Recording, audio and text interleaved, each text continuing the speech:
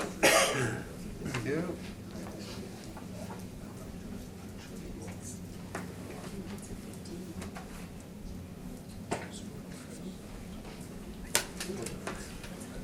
I'll call the meeting to order. I would like to begin by acknowledging that we are in Treaty 1 territory and the traditional homeland of the Métis Nation. I'll introduce the panel members. I'm Marcel Rondo. I'll be chairing. Ron Merritt to the far left, Lynn Nesbitt to my left. The assessor today is Arka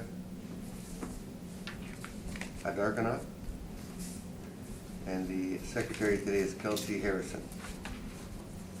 We will be hearing applications for revision of assessment roll in accordance with the Municipal Act. The matters for which revision is requested have been described in each application, and we will limit discussions to those matters.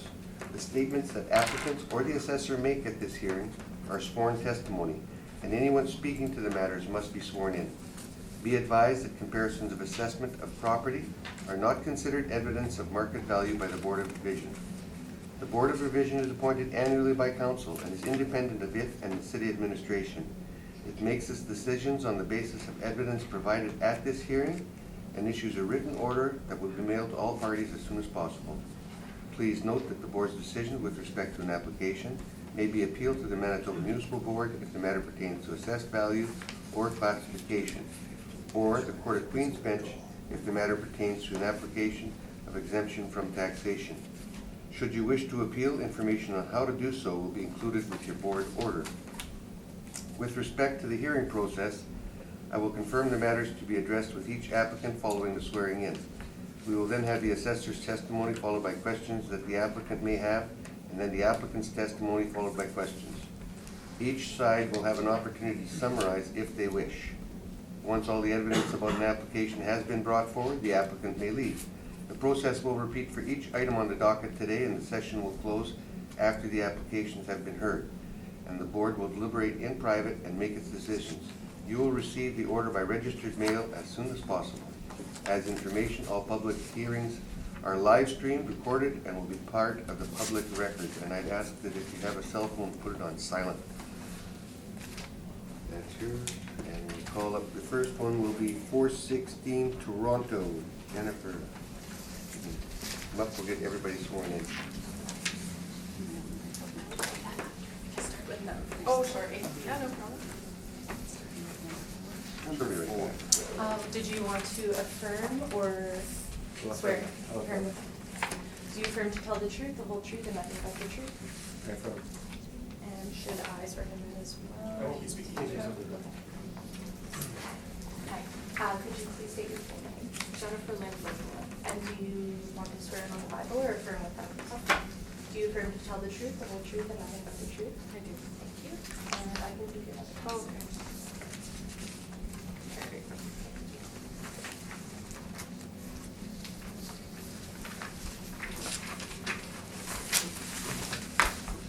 Right, thank you.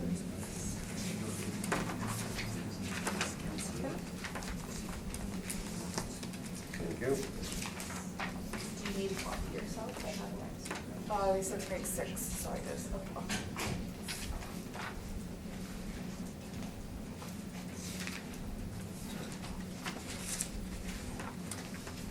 Arka, when you're ready. So, subject property with a parcel ID 1304 0241 000 416 Toronto Street is a street address in St. Matthews neighborhood. Is a one-story single dwelling with 1894 year built and 1944 effective age. Living area is 771 square feet. Basement type is part basement, no basement finish. One full bathroom, and there is no air conditioners, there is no garages. Lot size is 2,327 square feet. 2020 assessment is $135,000. Total assessment per square foot is $175.10. For the four comparables, we have all one-story single dwellings. All of them are located in St. Matthews neighborhood. And the comparable one is 523 Banning Street. is 1910 built and 1910 effective age with 812 square feet of living area with a full party area basement and no basement finish and one full bathroom, no central air conditioner and no garages. Assessed lot size 2,492 square feet with a land influence as community club and recreational building. Time adjusted sale price $143,600. Time adjusted sale price per square foot $176.85. It sold in February of 2017. Comparable number 2 is 554 Lipton Street. Year built 1926 and 1926 effective age. 849 square feet with a full party area basement, no basement finish, one full bathroom, no central air conditioner, and it has a detached single car garage. 2,351 square feet assessed lot size. Time adjusted sale price $174,900. Time adjusted sale price per square foot $206.01. Sold in August of 2016. Comparable number 3 is located at 394 Simcoe Street. 1913 built with 1953 effective age. 655 square feet living area, full part area for basement. No basement finish, one full bathroom. No central air conditioner and no garages. 3,299 square feet for assessed lot size. Time adjusted sale price $121,900. Time adjusted sale price per square foot $186.11. Sold in July of 2017. Comparable for is 373 Lipton Street. 1911 built and 1951 effective age, 785 square feet of living area, full basement, no basement finish, one full bathroom. There is a central air conditioner and there is a detached single car garage. 2,355 square feet assessed lot size. Time adjusted sale price $238,300. Time adjusted sale price per square foot $303.57. Sold in September 2016. Thank you. Do you have any questions of the assessor before you make your presentation? I guess I would just ask, my basement is a partial, so it's a hatch door and you have to walk downstairs. And it was compared to full basements or half basements, which are not 100% comparable. And then the lot size for the only one in the core, because the other 3 are in West End, so not the same area as Toronto, was quite a bit larger. So was it just that there weren't a lot of comparables in the actual neighborhood?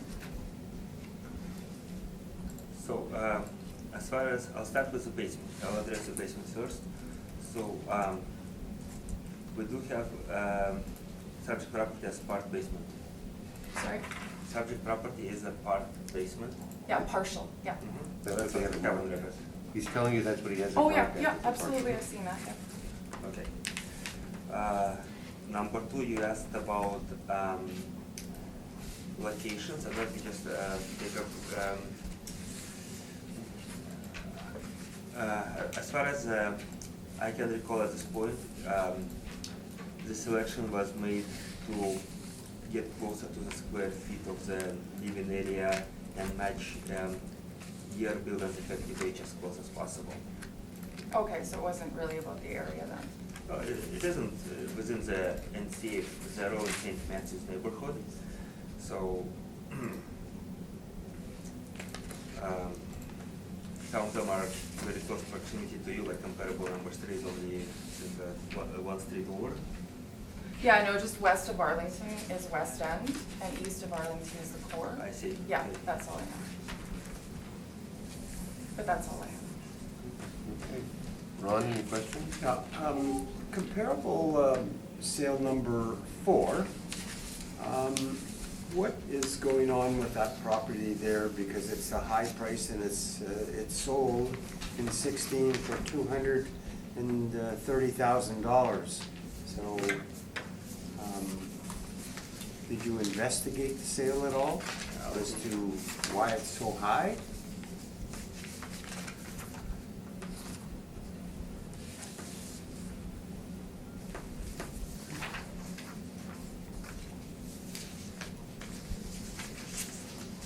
No, I do not have information as or Okay. MLS listing as to answer your question. Yeah, but you used that as a comparable, so, you know, I'm just,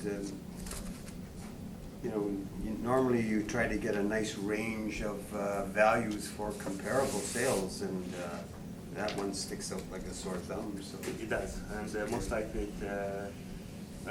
for it to stick out like that, with logical approach, it would have to have a superior level of renovations done to it, whereas the other three comparable properties would not have those things. So did you get a chance to go buy the property at all? No, I did not have a No? chance to go by the property. So you can't tell us in regards to exterior cladding or anything like that? No, I don't have any information. Okay, I thank you. Lynn? Yeah, did you inspect the subject property at all? No, we didn't. Was your question about comp four or the subject? Okay, there's a difference significant between your built and effective age, so what has been improved in that?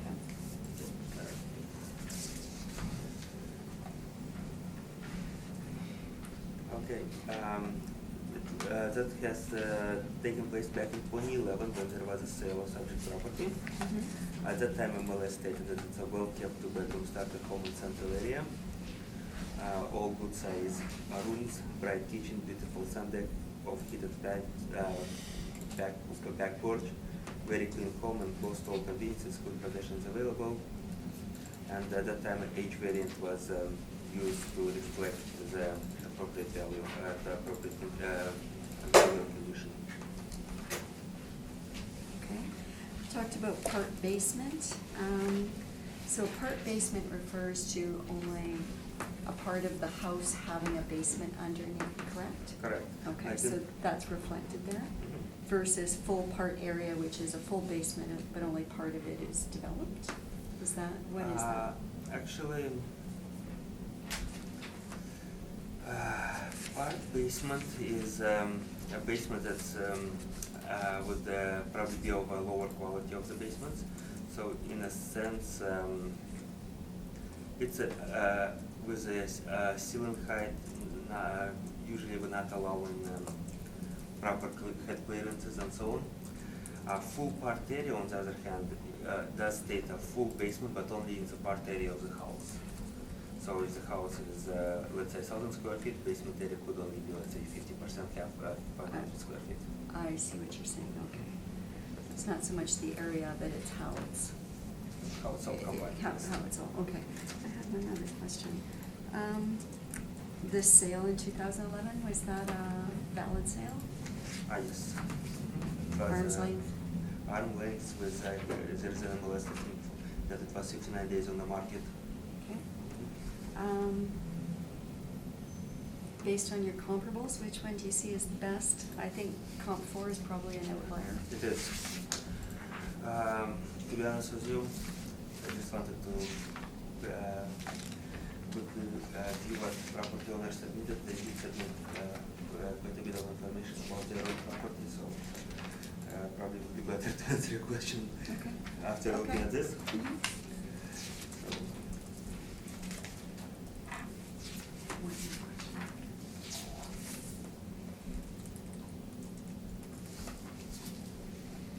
You know what, I would probably go with comparable number 3, it's closest to the proximity and Which it's, one? Number 3. It's closest in the proximity to subject property. The value there is lower, which indicates that probably the condition is similar to subject property. Okay, and that leads me to my final question, and the appellant raised the issue between which side of Arlington it's on, the west or the east side. And so do you see that as a distinction in your analysis? To be honest with you, I would agree with the appellant in that case that Arlington would kind of serve as a dividing line. Okay. Could serve as a dividing line, and comparable number 3 is on the same side of Arlington as subject property as well. Okay, thank you, Arthur. I want to go back to the age variance on it, Arga. Are you saying that you used just the MLS, or did somebody actually go out and visit the house to do the age variance? Were there permits taken out? Are you aware of? At this point, I cannot answer that. Whether it was a full inspection or not, it doesn't state one way or the other. built in 1894. Do you know what type of basement it's got underneath it? Is it a stone basement? Is it a concrete basement? Is it a wood basement? I don't have information as to answer the question whether it's a stone or a concrete or anything like that. Being it's 1894, I could, it's hard to say at this point what kind of basement it is. I don't know. Are you aware of what type of foundations are under the other buildings? You got 1910, 1926, 1913. I do not know exactly what type of foundations are under the other buildings. They are just within close proximity to each of the subject property. What's the code say that the basement heights have to be in these buildings before you can actually call them a developed basement now? 6 feet. 6 feet? Yes. 6 feet clearance, correct? Correct. All through. Do you know if this has got 6 feet clearance in it? I would not know whether it does or not, but park basement would most likely indicate that it is very close to 6 feet or below 6 feet. Probably below 6 feet, you said? Probably. And especially with the houses that just have the hatches that go downstairs, not stairs, Exactly. they usually have the lower basements. So they usually only have the furnace and sometimes a laundry Mechanical, machine. yeah, exactly. Yeah, and that's exactly. Not very usable space.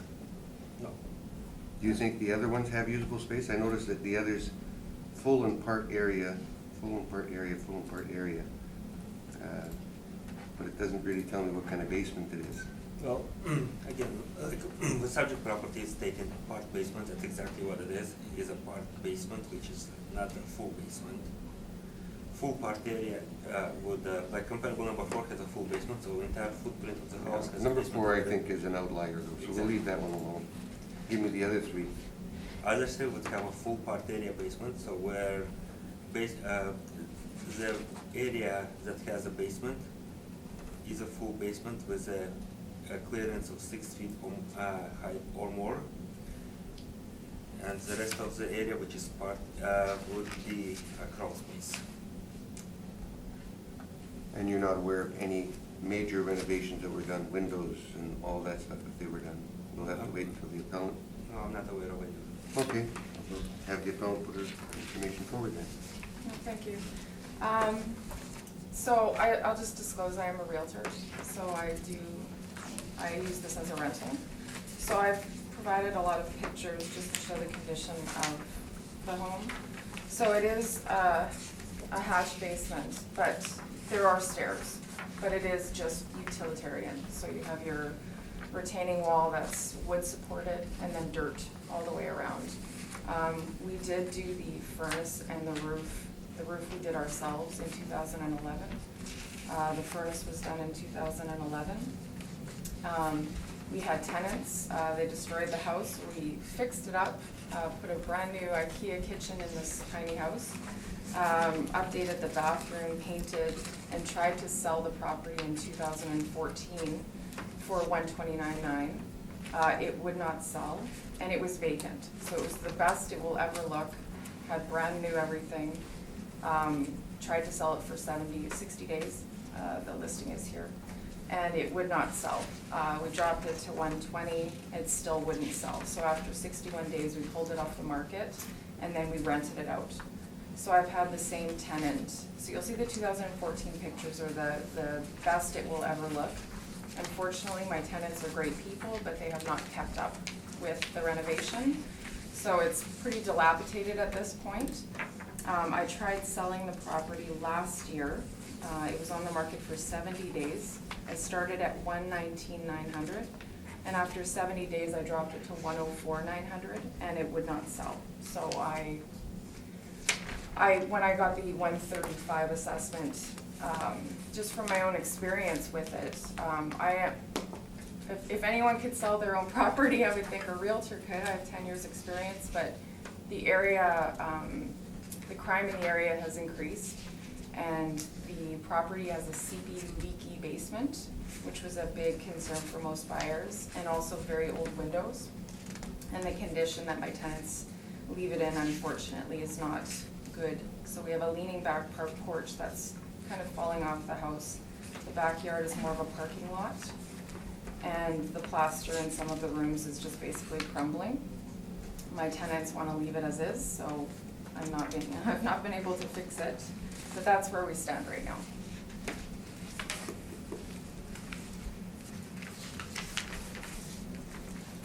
And my concerns with the comps, I've already basically said what I thought about those. And the 4 and 2 also have garages, which mine don't. Mine doesn't. Do you have any questions? Arca? Give me a second. Do you have any comparable sales that you could use to support your case? Yeah, I have them right before. Okay, so after the current conditions, so I took these pictures 2 days ago. Then you'll see the sold in 2016, or well, it's actually 529 Toronto was sold in February of 2017.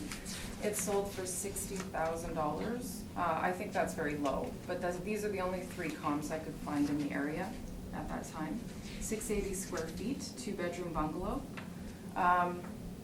It wasn't updated, it needed to be updated, so of course my kitchen and bathroom have been updated. 298 Beverly was sold in September 2016, 727 square feet. Needs a little TLC, it says, but it has a comparable kitchen. Actually, it's quite bigger than mine. And it has the sliding gate, so no garage. I only compared to ones without garages on the east side of Arlington. And then you have 610 Beverly, which sold for $60,000 in April of 2016. It needs extensive repairs, but again, there were very few comparables that I could find at that time. I should say that 298 Beverly sold for $95,000. So I can understand your inability to find true comps for the property, as I've tried to find them as well. But 135 is not what I could sell this house for, unfortunately.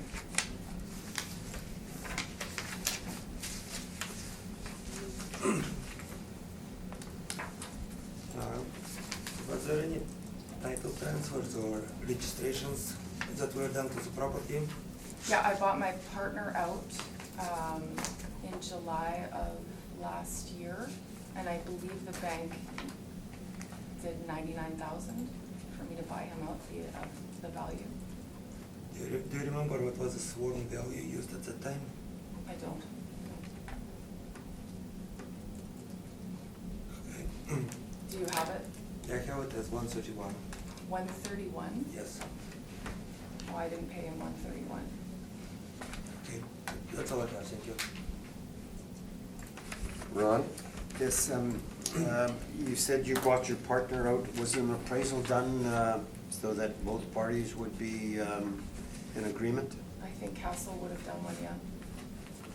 Castle Mortgage. Castle Mortgage? Yeah, I didn't see the Okay, appraisal. you didn't see No, it at all? they never Okay. show us. You have a tenant in there now? Yes, I do. Okay.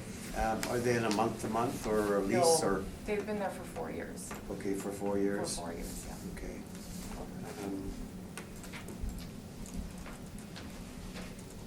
Have they done any improvements in the property at all? No.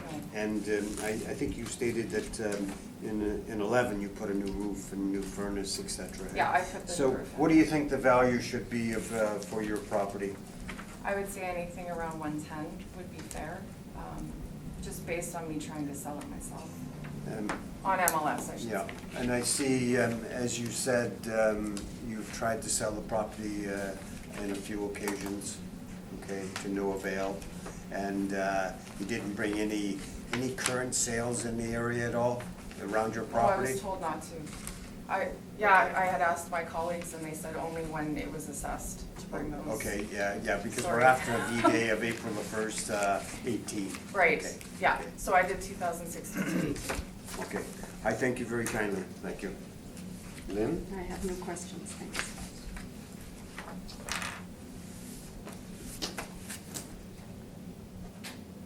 Looking at the pictures, the porch is not part of the square footage, is it? No,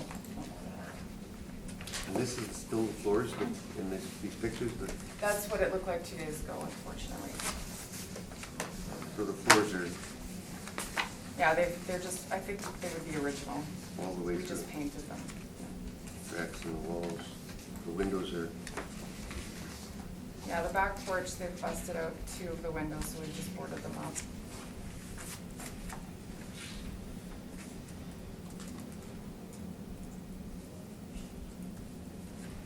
And I believe it's cinder block, the foundation. hard to tell by the pictures, Yeah, so, cinder or stone, it's seepy, so, but leaking. yes, yeah, always.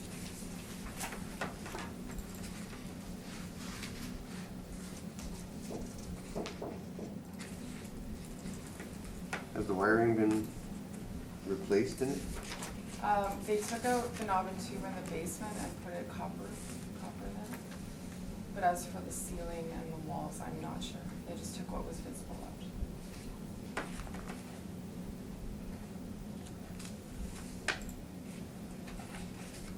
I've got no further questions. Leave it with us, and you'll be hearing from us. Okay, thank you.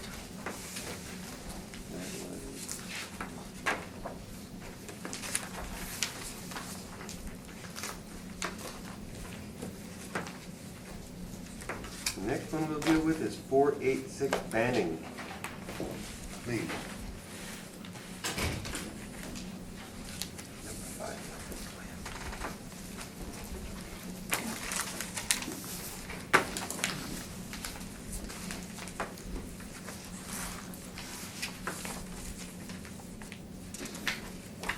Doing it sworn in.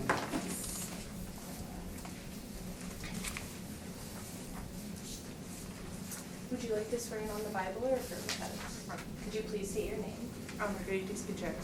Do you affirm to tell the truth, the whole truth, and nothing but the truth? Thank you. And do you have evidence for me? No, unfortunately, I didn't help things today.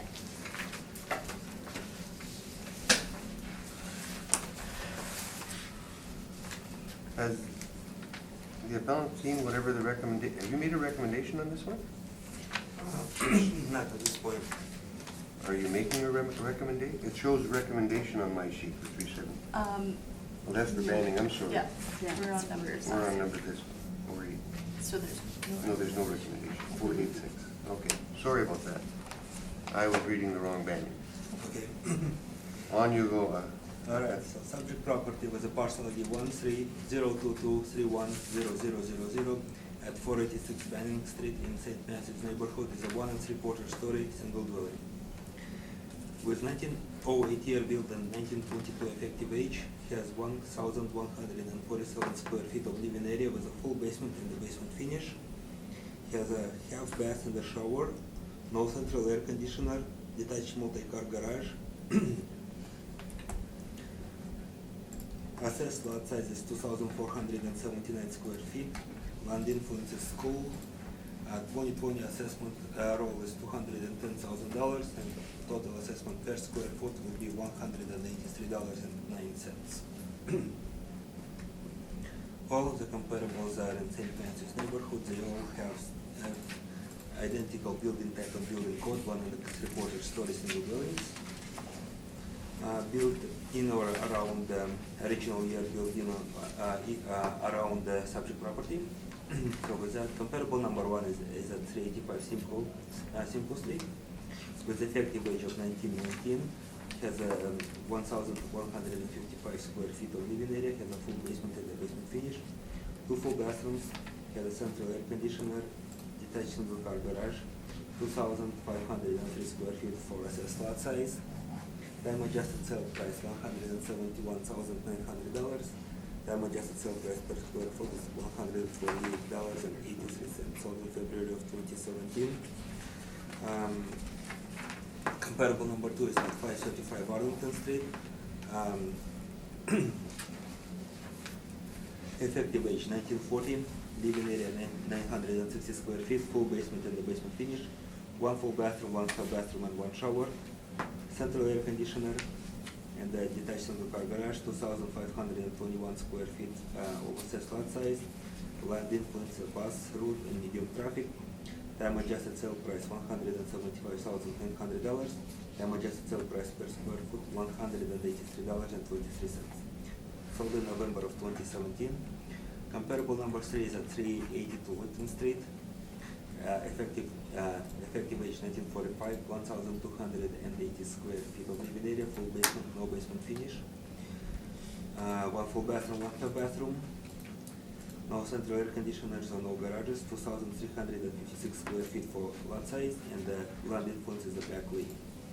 Time adjusted sale price $231,100. Time adjusted sale price per square foot $180.55. Sold in June of 2017. Comparable 4 is at 536 Home Street. 1939 effective age. 1,124 square feet of living area, full basement, no basement finish, one full bathroom, central air conditioner, and a detached single car garage. 2,521 square feet for assessed lot size. Time adjusted sale price $182,900. Time adjusted sale price per square foot is $162.72. Sold in April of 2017. That's all I have. Thank you. Do you have any questions of the assessor before you make your presentation? I don't know if it's time to ask, because according this assessment about properties around, it's just one property is very high price, because we bought this property in 2017 for $166,500, and tree on Simcoe Street, Arlington and Home Street, it's around this price, and just one property is very high price. I don't know, maybe it's major investments, or they did very expensive kitchen. I don't know what was made in this house, but it's very high price, just one house, one property. Other houses just around the price we bought the house. It's very similar to price, but we bought the house. Just for your attention. That's it.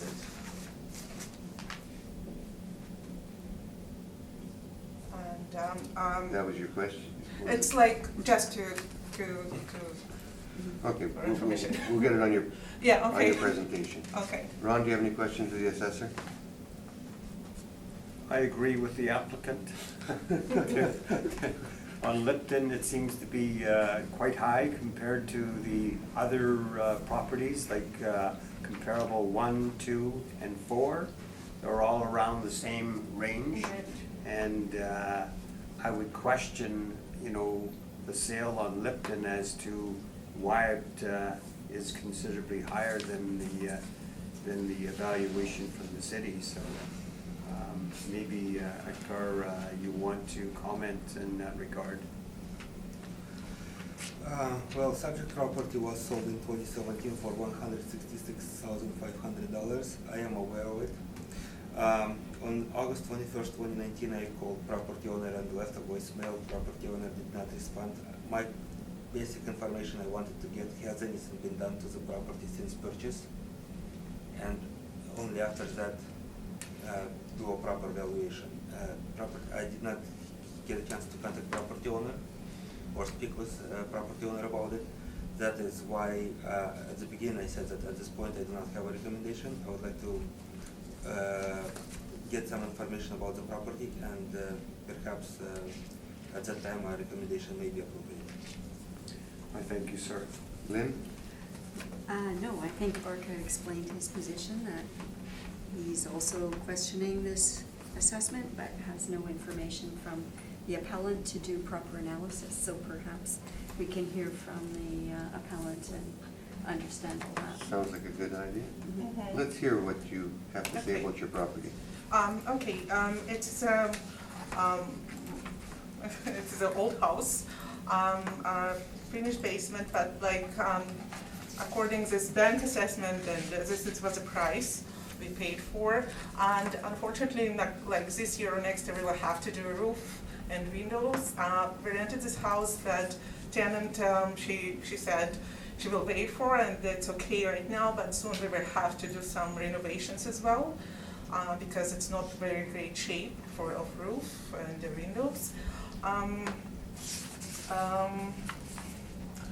And the sale price, I think it's the market price, and during the last 2 years, I think this value of the house did increase a lot, because it's like, I think it's very reflective price for the house, and it's less, like, very reflective what's going in the market in this area, I think. We'll have some questions for you, I'm sure. Okay, Arca, here's your chance to ask Yeah. these questions. Yes. yeah, for sure.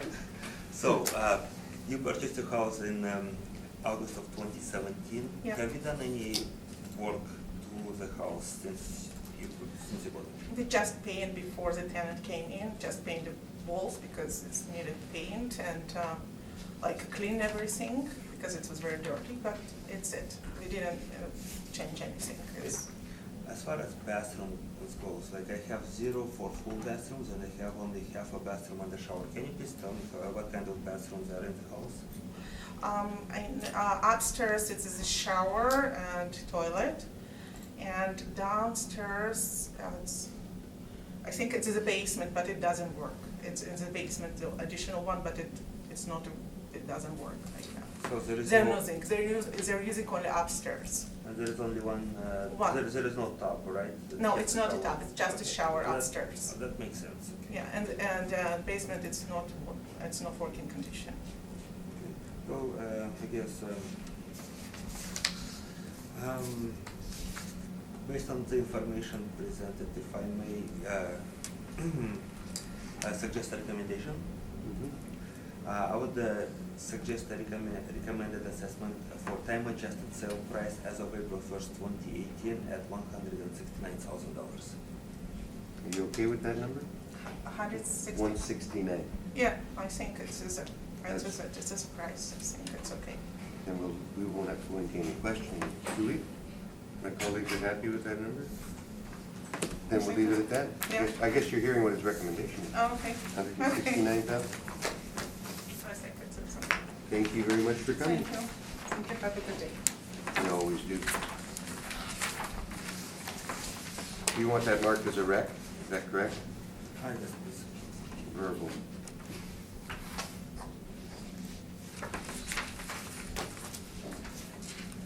Okay, let's move on to our next one, which will be 441 Agnes.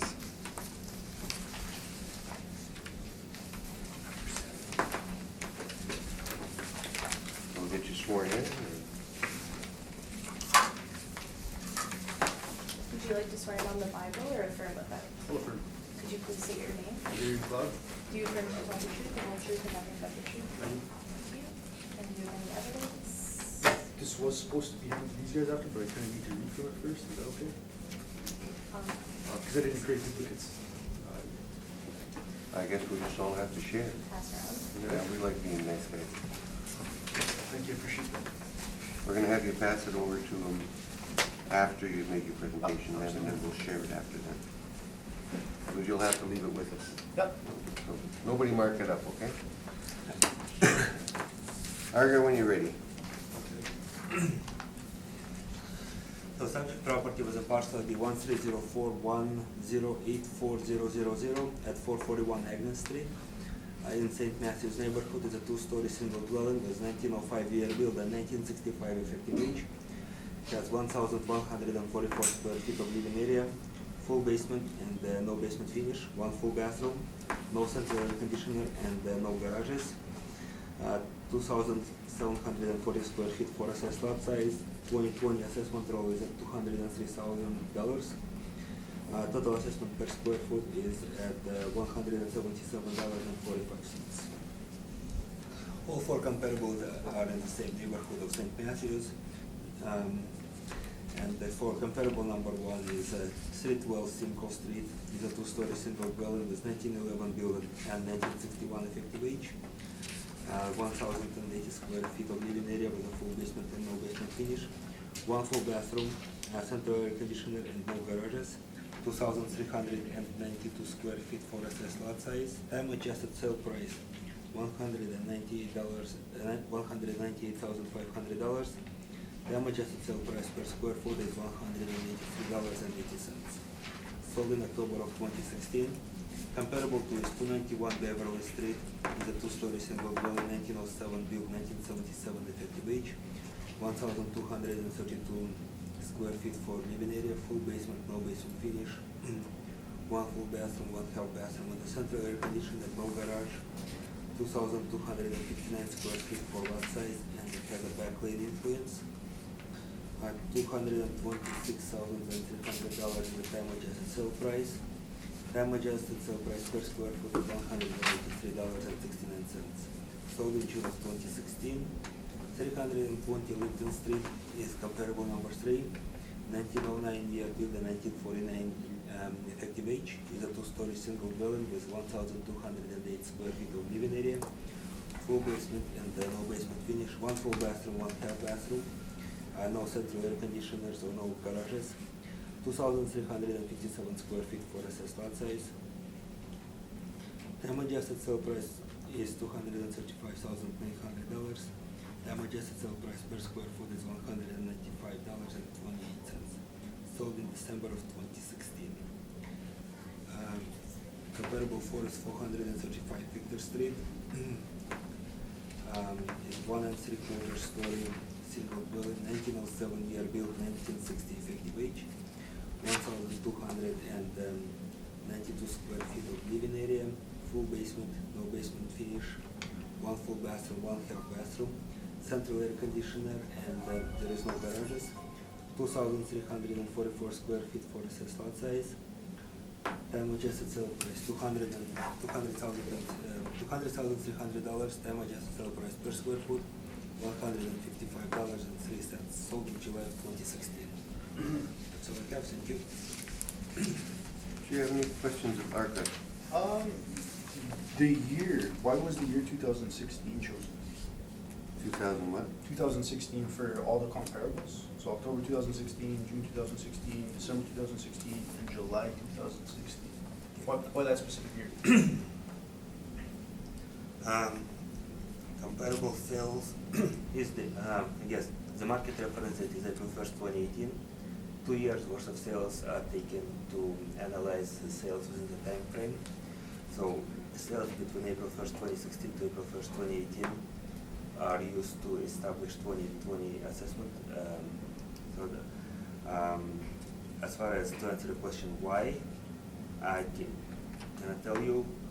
It wasn't specifically 2016 choice. It's more or less criteria of search was to find a closer property, closest match house versus sale date. So that's the criteria of the search. No further questions? Lynn? Have you inspected the property? No, I have not. Have you done a little drive-by on the property? No. Okay. What does your system or your record say about the finish of the property, in the interior finish? I'll just take a look. There's been some improvements, I see. Yes, there was a non-structural alteration in 2011 permit that was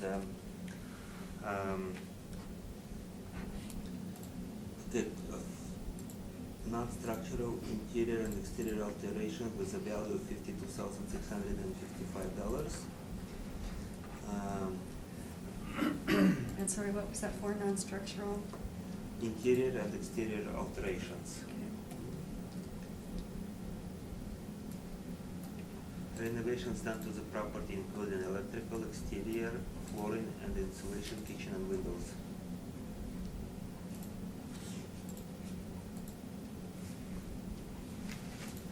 Okay. And how does that compare, the finish of the subject property to the comparables?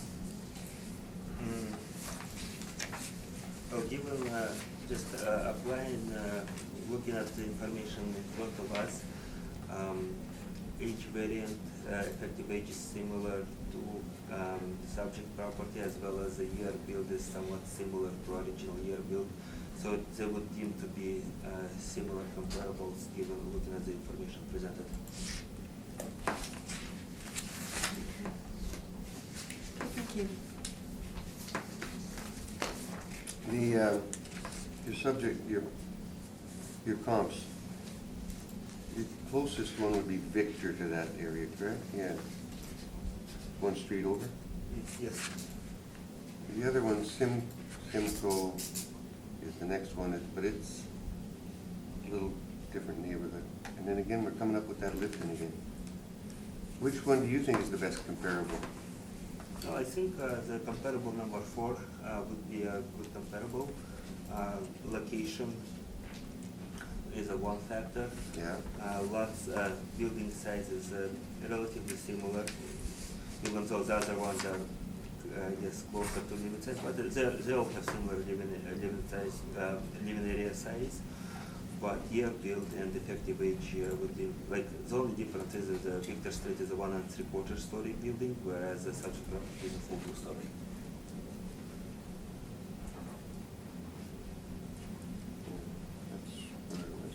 That Victor one, are you aware of what brought the effective age up on that one?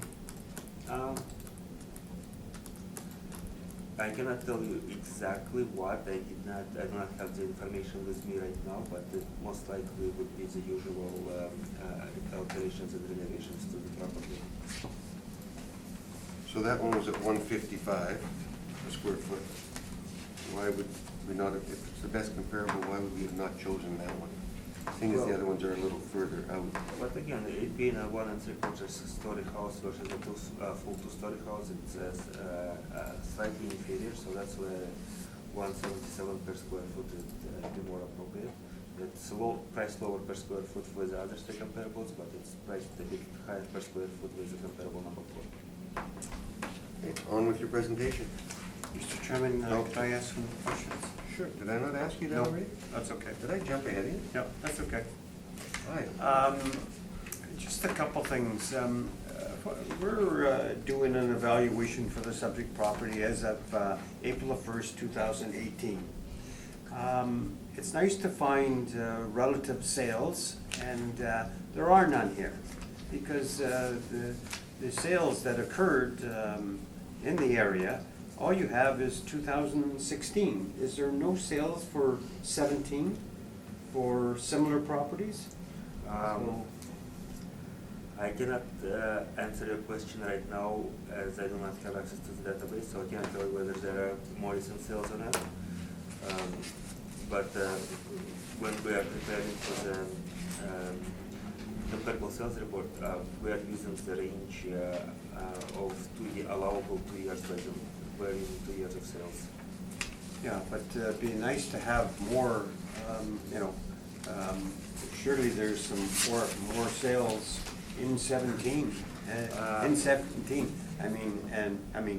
No, I understand, yeah. but, So, yeah, so. you did the best you can? Exactly. Okay.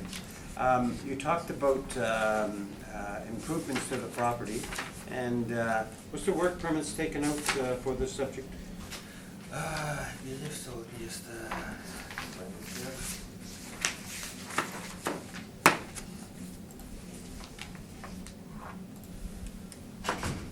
No, you talked about. Yes, there was some a board improvements. permit back in 2011, And is there a value to it? $52,655,000. How much again? $52,655.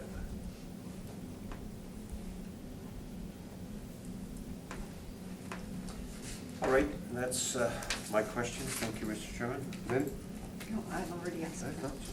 I guess I just missed Yeah. her on. I don't know. Yeah, how I that's did fine. that. I skipped I'm used over to that. On with your bid. Okay, thank you. So as you guys can see, in 2007, I bought the property for 85,000. And as you were alluding to, the permit for the 52,000 figure there, I got granted a RAP Winnipeg program grant. And so we did all the skeletal improvements of the property, so like the wiring, basically everything that needed to get done, that the city assessor said needed to get done, got done. And that was completed kind of 2012. So it added significant value to the home. However, come 2000, I believe it was 14, 15, I put it on the market, listed it for 189,000, could not sell it. I believe I'm not sure how many days we had it up, but I think we had it up for, I want to say 4 to 6 months. Recently, we've listed our property for $169,000, October 9th, 2018, and have yet to sell it to this date. So speaking to that a little bit, when I bought the property, the neighborhood was on the ups. It was definitely improving. Come kind of 2014, it started taking a slide. 2016, that is when like meth hit us big. Like I'm finding needles on my property from this meth crisis that's going on. So crime in my area, and especially due to some of the properties surrounding my house, the crime is just shot right up. Like I'm having a son of a gun at the time selling. So having said all that, the comparable properties that I've selected are from more recent sales. So if I'm looking at 519 Toronto Street, sold for $165,000, and that's a 6-bedroom. So it's 519. 519 Toronto Street. Do you guys want me to read all the particulars of like square footage and all that stuff, or can I just kind of go through the? Have you got the sale dates as well? I don't have the sale dates. I was looking for those and I couldn't find, but they're pretty recent from what I understand. Yeah, So we one need- of mine who has access to that. We need April 1st, 2018. Okay, so I can't present prior. any of these ones recently? You can put, but we don't put much weight on them unless Okay. they were prior to April 1st, but Okay, no problem. So I won't bore you with the particulars. Any of the higher evaluations I can say have finished basements, and that's pretty much the biggest difference between my house and these properties. 576 Langside Street. 159.9 is what it sold for, 3 bedrooms.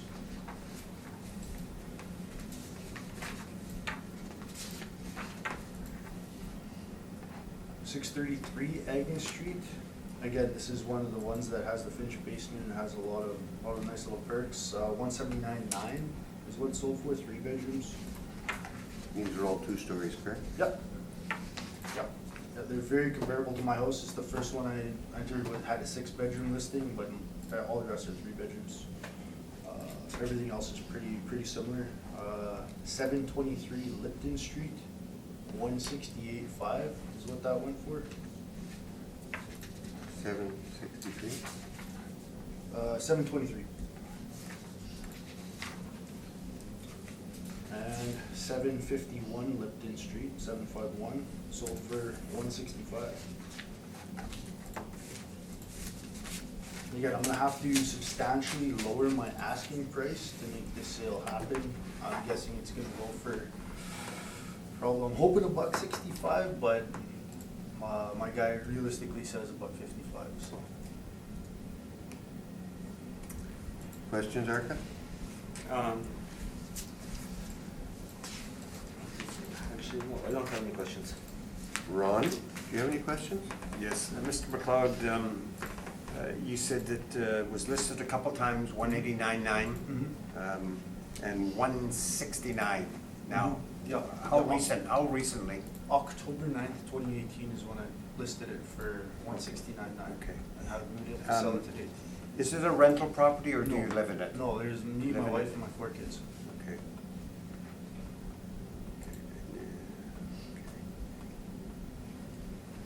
Skeleton's wonderful, but it's lived in. Okay, so what value do you think it's, what we should, or you're seeking this morning, what the value?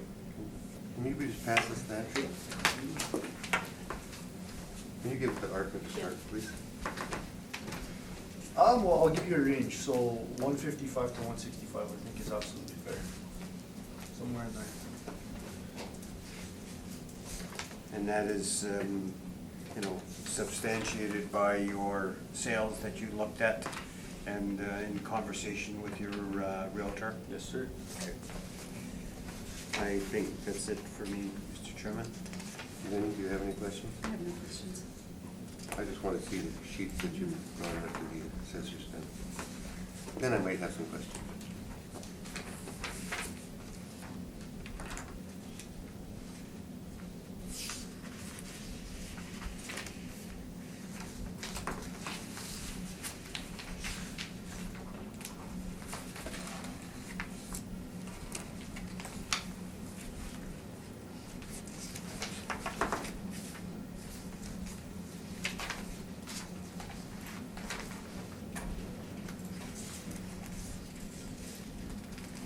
Mr. McLeod, you talked about the one on Agnes of 633. Okay, is it similar to your house? Is it a two-story? It's a two-story, it's similar enough, but the difference being is it has stucco siding and it looks fairly new, so it's a very beautiful home. The other thing is that. What's the cladding on yours? Vinyl. What's, vinyl? Vinyl, yeah. Vinyl siding? Yep. New siding or? Yep, it's Okay. all in this Through the wrap program? Yep. Okay. All done through that. And you mentioned Lipton at 168.5. Is that similar to yours? Pretty similar, all the comparables that I presented, They're all two-story? Yep, all two-story. But you can't really tell us the dates or anything No, like that? no, I didn't see Okay. the dates anywhere in there. Okay.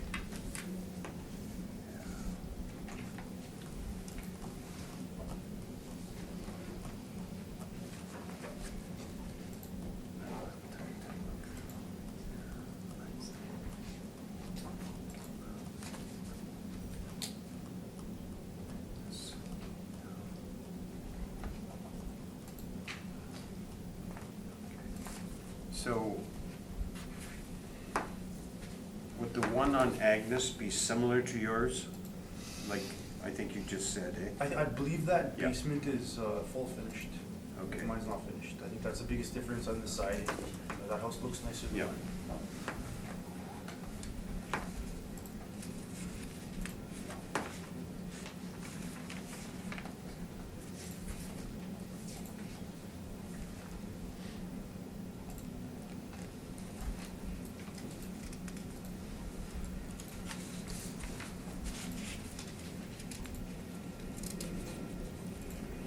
I'm sorry, you said you didn't know the actual dates of these sales, right? No, unfortunately, I'm sorry.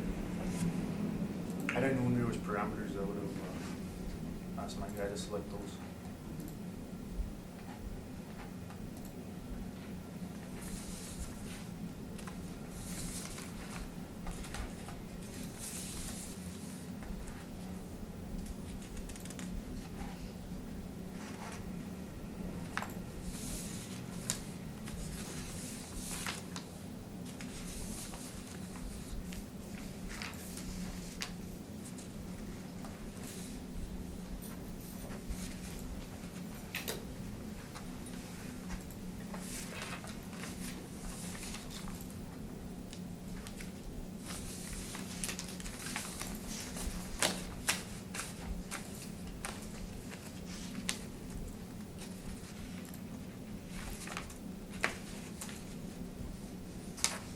And you got the concrete stone basement as well, you said, right? Yeah. They seem to all be in the same age category. That's for you. Nobody put a mark on. Did you have any further questions, Arca? I don't have any further questions, thank you. And everyone else is happy with their questions? Thank you very much for your presentation. We'll let you know what our number is.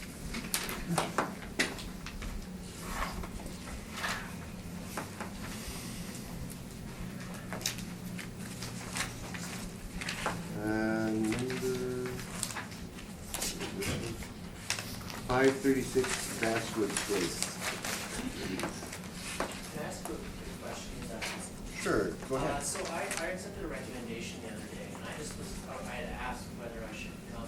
Okay, which one was yours? I'm 549 Clifton. 540. And I just wanted to know whether I'm wasting everyone's time if I'm here. You've already accepted it over the phone. Yeah. You're good. Okay. I didn't know you'd showed up. I'm sorry. Yeah, same here, actually. I just Clifton? wanted to make sure that I didn't need, Clifton, anyway. which one is it? Bastard. Right, Number 12. number 12? That's good. You're good with Scotland, he's already said yes. So. And yours was a... Yeah, I accepted. You've accepted? I think so, yeah. 441? We don't have a... No, yeah, I had 536 Bastard. No, he's 536 Basswood. I am 536 Bastard, yeah. Okay, and you've accepted? I believe so. So you're good to go? I'm good to go. You had direct? That's a recommendation. Yep. Yeah. Sorry about that. I No, thought- that's okay. You're done. I'm out. See how quick that was? You did that. Anybody else that had a wreck that I missed? Sherburne and Chestnut are not here. Okay, so let's go back up to 71 Sherburne. Sherburne. Number 10.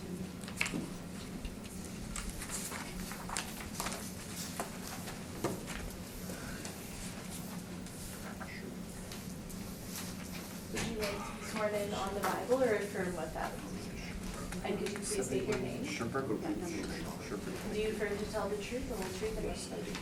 Do you have any evidence? No, I just write something. That's okay. Arca, when you are ready. Subject property with a parcel ID 1208122700 at 71 Sherburne Street, located in Wolseley area. Is a one-story single dwelling, 1927 year built, 1947 effective age, 1,082 square feet of living area, with a full basement and the basement finish, one full bathroom, one half bathroom and one shower. Attached single car garage and 3,012 square feet for lot size. It doesn't have air conditioner. 2020 assessment is $329,000. Total assessment per square foot is $304.07. All of the comparables are in the Wolseley area. They are all one-story single dwellings. And comparable one is 49 Sherburne Street. It's 1928 year built and 1947 effective age. 1,088 square feet of living area with a full basement and the basement finish. One full bathroom, one half bathroom and one shower. It has central air conditioner and it has a detached multi-car garage. Lot size is 3,012 square feet. Time adjusted sale price $333,700. Time adjusted sale price per square foot is $306.71. Sold in August of 2016. Comparable two is 173 Sherburne Street. It's 1925 year built, 1955 effective age, 1,154 square feet of living area with a full park area as a basement type and has basement finish. One full bathroom, one half bathroom and a shower. No central air conditioner, one fireplace and detached single car garage. 3,013 square feet for assessed lot size and it has a light traffic influence. Time adjusted sale price $325,900. Time adjusted sale price per square foot is $282.41. Sold in September of 2016. Okay, 102 Sherburne is comparable number 3. It was built in 1926 with 1960 effective age. 1,068 square feet of living area, full basement and the basement finish. One full bathroom, one half bathroom and one shower. One fireplace and a detached single car garage, 3,012 square feet for assessed lot size. Time adjusted sale price $329,300. Time adjusted sale price per square foot is $308.33. Sold in April of 2017. Comparable 4 is 142 Aubrey Street. Is 1947 year built and 1947 effective age. It's a smaller house with only 792 square feet of living area, full basement and the basement finish. One full bathroom, one half bathroom and one shower. And it has a detached single car garage. The lot size is 312 square feet. Land influences are pass through and light traffic. Damage at sale price is $293,000. Damage at sale price per square foot is $369.95. Sold in July 2016. Thank you. Do you have any questions of the assessor before you make your presentation? No. No? Ron, you have a question? I like the fact that you have 3 comparable sales on the subject property, subject street, so I think, and the range is quite tight. And I can see that comparable number 4, it's less money, but it's less square footage, so I think they did a fine job here, so I have no further questions, Mr. Chairman. Lynn? Did you inspect the property? No, I did not inspect the property. Did anybody do this visual on the property? It doesn't look like it. Okay. And what about the condition of the property? Can you speak to that? Relative to the comparables? Okay, well, given the, this original year built on the first three comparables and effective age given, they would seem to have similar type of upgrades or renovations. Mm-hmm. There was a sale in 2012. Was that a arm's length sale? Let's see. It was a private sale through ComFree. Private sale through ComFree, you said? Yes. Okay.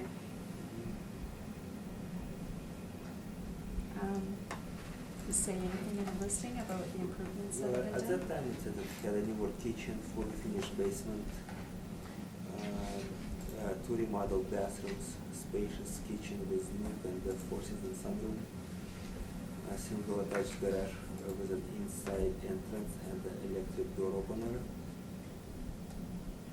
The home offers hardwood, oak, trim, granite, ceramic, and glass block newer windows, okay? Newer roof, leave-through, upgraded plumbing and electrical. So significant, seems like it went through significant renovations. Thank you. Arca, the time adjustment, it's different for all areas. What's the time adjustment you're using for this area? The calculation, the percentage. Time adjustment is used based on the formula that allows certain percentages for certain things done. Right, so what's the formula for this area, is what I'm asking. I cannot tell you right now. I don't remember. Did you just let the computer do it, or? No, the way it's done, it's done through a calculation, and then assessors still have some degree of influence to make adjustments if necessary. So the adjustments are made between April 1st, 2016 and April 1st, 2018? And then it's making that decision in that, using those sales within that area? Oh, you mean, oh, sorry, I'm talking about different things. Sorry, we're not on the same page. I thought you meant effective age, so time adjustments. No, Yes. time adjustment. I'm going, I know what the effective, we've already discussed the effective age. All right. We haven't done that on this one yet. Okay, so. Give me the time adjustment. So time adjustments. Yes, they're different, it's a percentage applied, and it's a monthly percentage that's applied, and each month actually has a different weight. So as far as, again, tell you which exact percentage was used, I cannot tell you. All I know is that, and probably I did not print that sheet with me, but for this market area, there was, I believe, 5.82% change between April 1st, 2016 to April 1st, 2018. That was on overall values. On the overall values on this market area, right? But as far as which formula exactly was used, I cannot tell you. But that was using the sales to give you that 5.82, or was that using the? Sales. You were using the sales, and that gives you 5.82 using the sales. Yeah, that's average overall market change in that region. And when did this one get its effective age of 1947? That was done at the time of, when it was reviewed at the time of 2012 sale. So did they pull the permits? Did they just go by the MLS? Did they visit the property? I'm not, well, it is a ComFree sale. Whether it was inspected or not, it doesn't say, and it doesn't give me any information on that. So as far as the permit goes, I do not have information if there were any permits either. So how would they have made the adjustment to 1947 if they did not visit the property, if there was no permits? There was a sale that triggered an assessor to view it, so whether they inspected the property or not, I do not know. But it was done at the time of that sale. Exactly. So more than likely they used the sale information to try and bring the age up. Is It that is correct? possible. So Yeah, it's are we possible starting that- to put a lot of weight on what realtors are saying a property looks like? Or how are we doing that? I'm just trying to feel the judgment. I know. To say how you're bringing it up to 1947. I mean, as an agent, I might tell you a very nice story about a house. And if you're taking my word on it, without seeing it, how does that bring it up to 1947?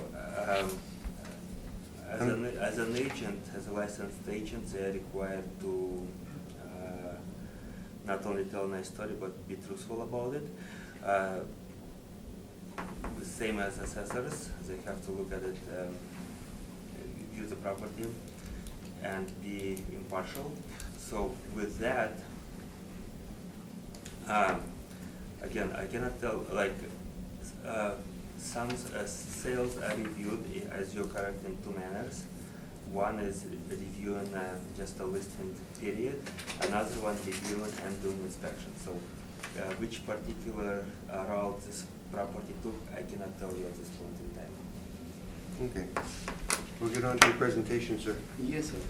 My name is Gurpreet, and I bought this house in 2012 for $289,900.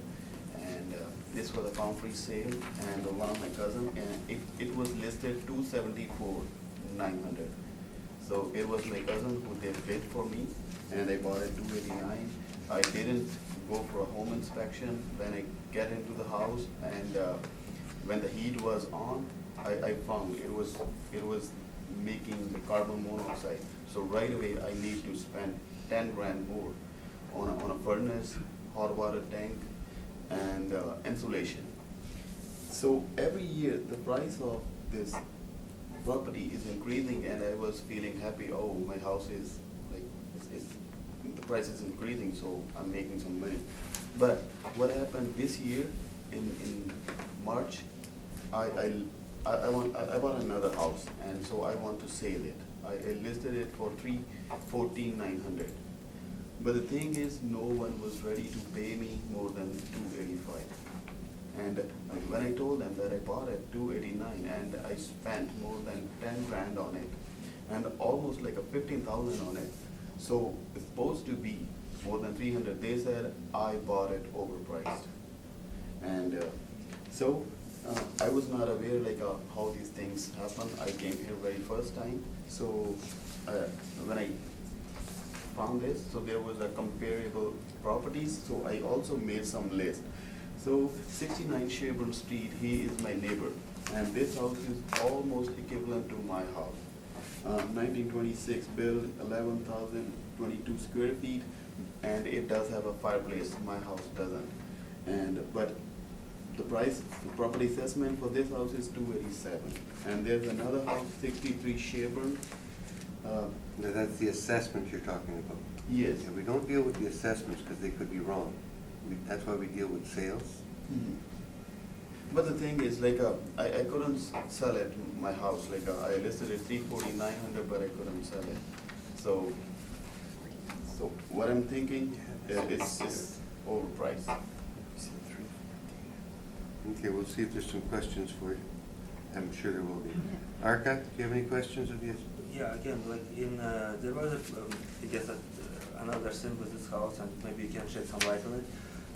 In 2017, there was some sort of action with the title of this house, right? You either, there was a dollar sale of this house in 2017, right? So you either added somebody to the title, or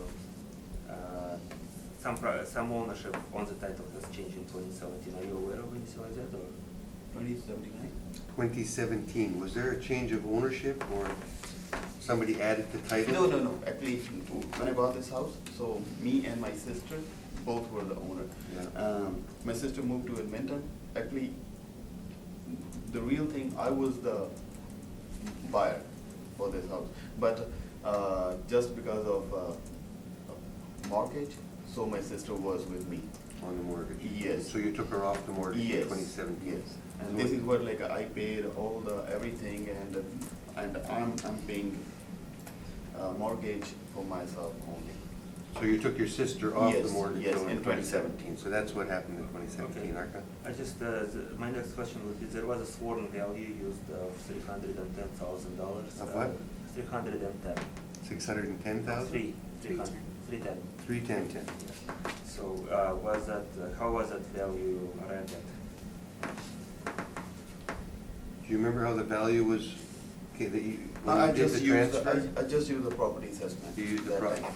at that time you used the property assessment? Okay, that's all I have. Property assessment wasn't 310 though, but that's okay. It was, I think, 3 or 5 then, Yes. and I said, okay, maybe it's more than that. I see. Okay, thank you. Ron, do you have any questions? Yeah, do you live in this property right now, or is it rented? No, it's rented. It's rented? Yes. And when did the renter come in, or when did? June 1st. June Yes. of this year? Yes. So you occupied the house prior to that? Yes, up to March. Then after March, I did some renovations, just a paint it, or I wanted to sell it, but I couldn't. And you had Then- said that you tried to, I think, list the property at 314? Yes, Okay. And when was that? in March, In March April. of this year? Yes, And was it listed through an agent? No. And no? No. It was private sale? yes. Okay. And, okay. So what, you're here this morning, and what value are you seeking for your property? Whatever, I'm seeing my neighbors, 63 Sherburne, 69 Sherburne, 53 Sherburne, 76 Sherburne, they're all around 270, 280, 287, 290, so, Yeah, but those are the assessed values, Yes. okay? And as the chairman had said, they could be wrong. So did you bring in any sales for us? no. No, I can't. okay. I think that's all the questions I have, Mr. Chairman, thank you. Lynn? No questions now, thanks. 173 Sherburne. Is that house similar to yours? It's the comparable number 2 that the assessor brought. Yeah. I don't remember what kind it looks like from outside or what. It seems the effective age is 1955, a little better than yours, and it was built a little sooner than yours. Do you know, what kind of changes were made to the house that would have brought it up to a 1947 standard? Are the windows changed in the house? Is it new windows? Newer? It's the same old style of windows. What's old style? Wood? The wooden, yes. Still got the wooden windows, so Yes. you haven't got the tri-panes and all that. Sorry? It hasn't got the 3-pane glass window? Yeah, it's a 3-pane. It's a 3-pane? Yes. Wouldn't be wooden then, I don't think.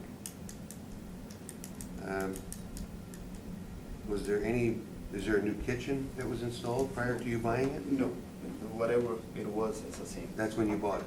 Yes. But when you bought it, did it have a new kitchen at that time?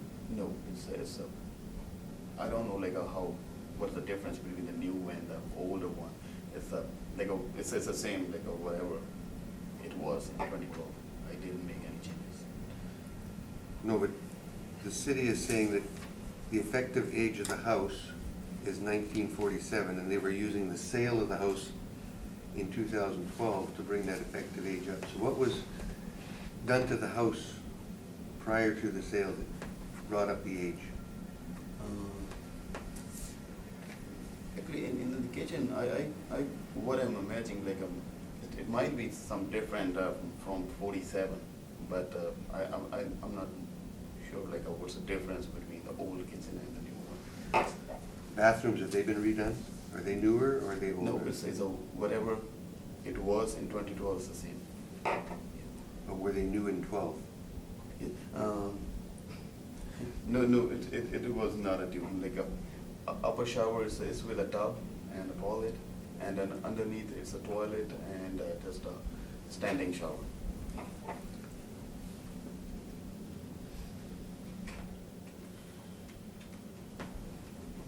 Okay, I've got no further questions. Thank you very much, and you'll be hearing from us. Okay. Good, good. You're good to go. Thank you, sir. The next one is, he was what? From Sherburne. Yes. So the next one's 549 Clifton. He accepted. He accepted? That's right. He's- So that's accepted. We're moving on from that. 98 Lenore. Okay. And I'll just be a minute while you swear in a minute.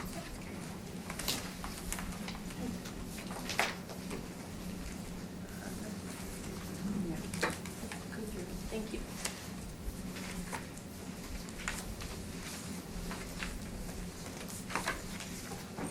Did you want to swear in on the Bible or affirm what else? Could you please state your name? Michael Peel. Do you affirm to tell the truth, the whole truth, and nothing but the truth? I do. Could you please state your name? Aaron Gordon. And would you like to Affirm. affirm? Do you affirm to tell the truth, the whole truth, and nothing but the truth? Yes. Thank you. And do you have evidence? for I me? do. I didn't say what I just.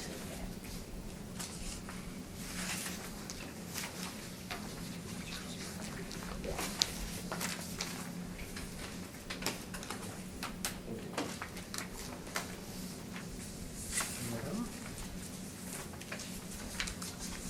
Thank you so much.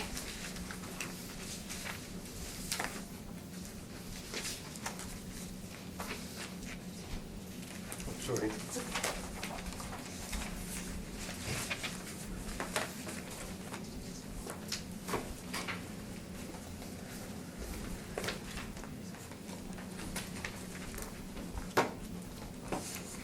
Okay, 549 Clifton, when you are ready, 98 Lenore. I'll get there yet. I'm sure that's a very nice house. Okay, let me back this up. Okay, hold on.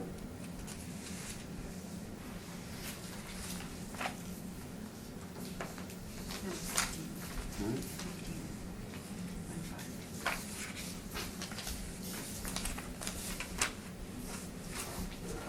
fine. Okay, now I've got it. 98 Lenore, when you are ready. See, that's why I read it out. Arco, when you're ready. So, Mr. Chairman, there is a preliminary issue with this property. A what? A preliminary issue. Okay, what is it? Where I would like to ask a panel to consider a burden of proof for non-cooperation. Section 53(3)(a) of the Municipal Assessment Act, where an applicant fails or refuses to give an assessor a reasonable opportunity to inspect the property. A board shall, at the hearing of the application, place the burden of proof on the applicant and all matters at issue. So the situation here is on August 22nd at 1:30 p.m. Member of the department called and left a voicemail with the property owners asking for an inspection, and there was never a response from the property owner. Would you like to give some feedback on what he's coming at? He's trying to put the burden of proof on you to. Okay, so you called and left a message to come and assess the house? There was a message left at 1:30 on August 22nd to do the inspection, yes. Just one phone call? Yes. It's entirely possible we didn't get that voicemail. We tend to, we have a house number, we tend to not check our voicemail as often as we should. We We all primarily have have it because of our, we need it for our alarm system. And my daughter's at home right now for the summer, and so she has been answering the phone and, We just didn't realize that you had called and left a message. That would be Sorry. honest. Sorry about that. yeah. Do you guys want to talk about this? I guess we can't go in the other room. No, Really? let's go in the other room. We're gonna take a 2-minute break, just stay where you are, and we're gonna be back. Well, it was only last week, right, or a few days ago, right? Yeah. August 22nd.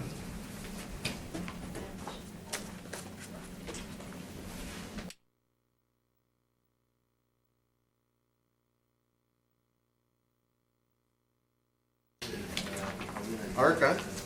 Yes. Oh, is she back on? Yes. I have a question for you, Arca. Where in the act does it say that you make a phone call to get the information like this?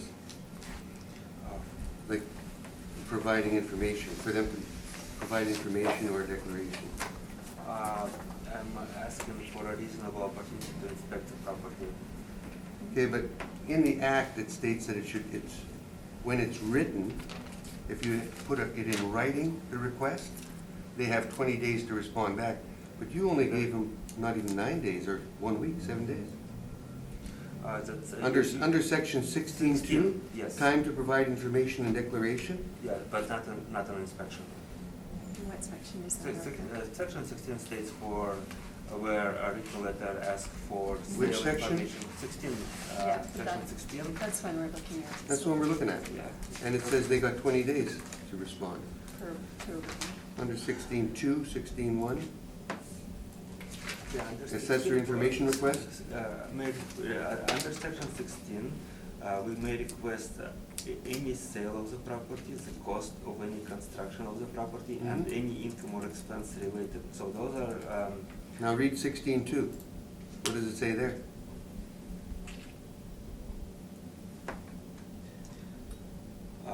it says that where a person in town agency receives a written request from an assessor under subsection 1, the person shall within 21 days of receiving a request provide information or documentation to the extent of information or documentation to which the request relates to the possession of control of the possession or control of the person, and shall provide in the form of a signed statement a declaration of the person affirming that the information of the documentation provided by the person is complete. So section 16. So technically- that's a request for information, not a Yeah. request for inspection. Whereas section 53, 3A. 53(3)(8)? Yes, actually asks for giving an assessor a reasonable Just opportunity one- to inspect the property. Yeah, well, one second. Section P. Let me get there. 53, 3A. now you're getting to my favorite part. You got yours? Yeah. 53, 3. 53(3), this one, to give assessor reasonable opportunity. Yeah, so I requested section A, I did not request section B, which goes under section 16, so I did not go that far. I was only asking for section A. Okay, but to give an assessor reasonable opportunity to inspect the property. So one phone To call, comply with the request for information and Yeah. documentation under section 16, which is a different section. but someone from your department, not yourself, correct, made a phone call Correct. And One phone call. My assistant 7 who days was ago. working with me to prepare this document, yes. They made a phone call to the property owner with intent to inspect the property. But they did not talk to anyone. Well, they left a voicemail. But they did not talk to anyone was my question. There was no conversation with anybody. No. We're gonna rule against you today, Arca, Okay. and we're gonna let you carry on. We're going. Thank you. It's been denied. The city's been denied on this one. On you go. Okay. So subject property is parcel ID 12081981000. Street address 98 Lenore Street in Wolsey neighborhood is a 2.5-story single dwelling, 1912 year build, 1940 effective age, 1,307 square feet of living area, full basement, no basement finish, 1 full bathroom, no central air conditioner, and it has a detached single car garage. Lot size 2,306 square feet. Land influence is a back way.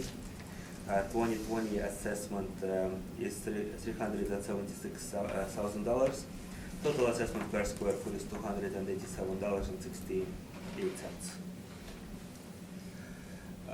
Comparable, all of the 4 comparables are in Wolsey neighborhood. They're all a single dwelling with a 2.5-story. So for comparable one is 1319 Wolsey, 1912 year build, 1940 effective age. 1,299 square feet of living area, full basement and the basement finish, one full bathroom, one half bathroom, no central air conditioner, and it has a detached single car garage, 3,418 square feet of living area. Land influences external corner. The time adjusted sale price $346,400. Time adjusted sale price per square foot is $266.67. Sold in October of 2017. Comparable number 2 is 77 Chestnut. 1911 built, 1945, effective age. 1,319 square feet of living area, full basement, no basement finish, one full bathroom. No central air conditioner, has a fireplace and no garages. 2,545 square feet for lot size. Time adjusted sale price $292,000. Time adjusted sale price per square foot is $221,038. Sorry, $221.38. Time adjusted sale price per square foot. Sold in July of 2017. Comparable 3 is 209 Lipton, 1913 year built, 1940 effective age, 1,634 square feet of living area, full basement and the basement finish, one full bathroom, one half bathroom, one shower, no central air conditioner, no fireplace, has a detached multi-car garage, 3,779 square feet of lot size, has a back lane as an influence. Time adjusted sale price $417,900. Time adjusted sale price per square foot is $255.75. Sold in March of 2017. Comparable 4 is 168 Chestnut. 1907 year built, 1947 effective age, 1,524 square feet of living area, full basement in the basement finish, 2 full bathrooms, 2 half bathroom and a shower, central air conditioner, 1 fireplace, no garages, 3,556 square feet of lot size, back lane.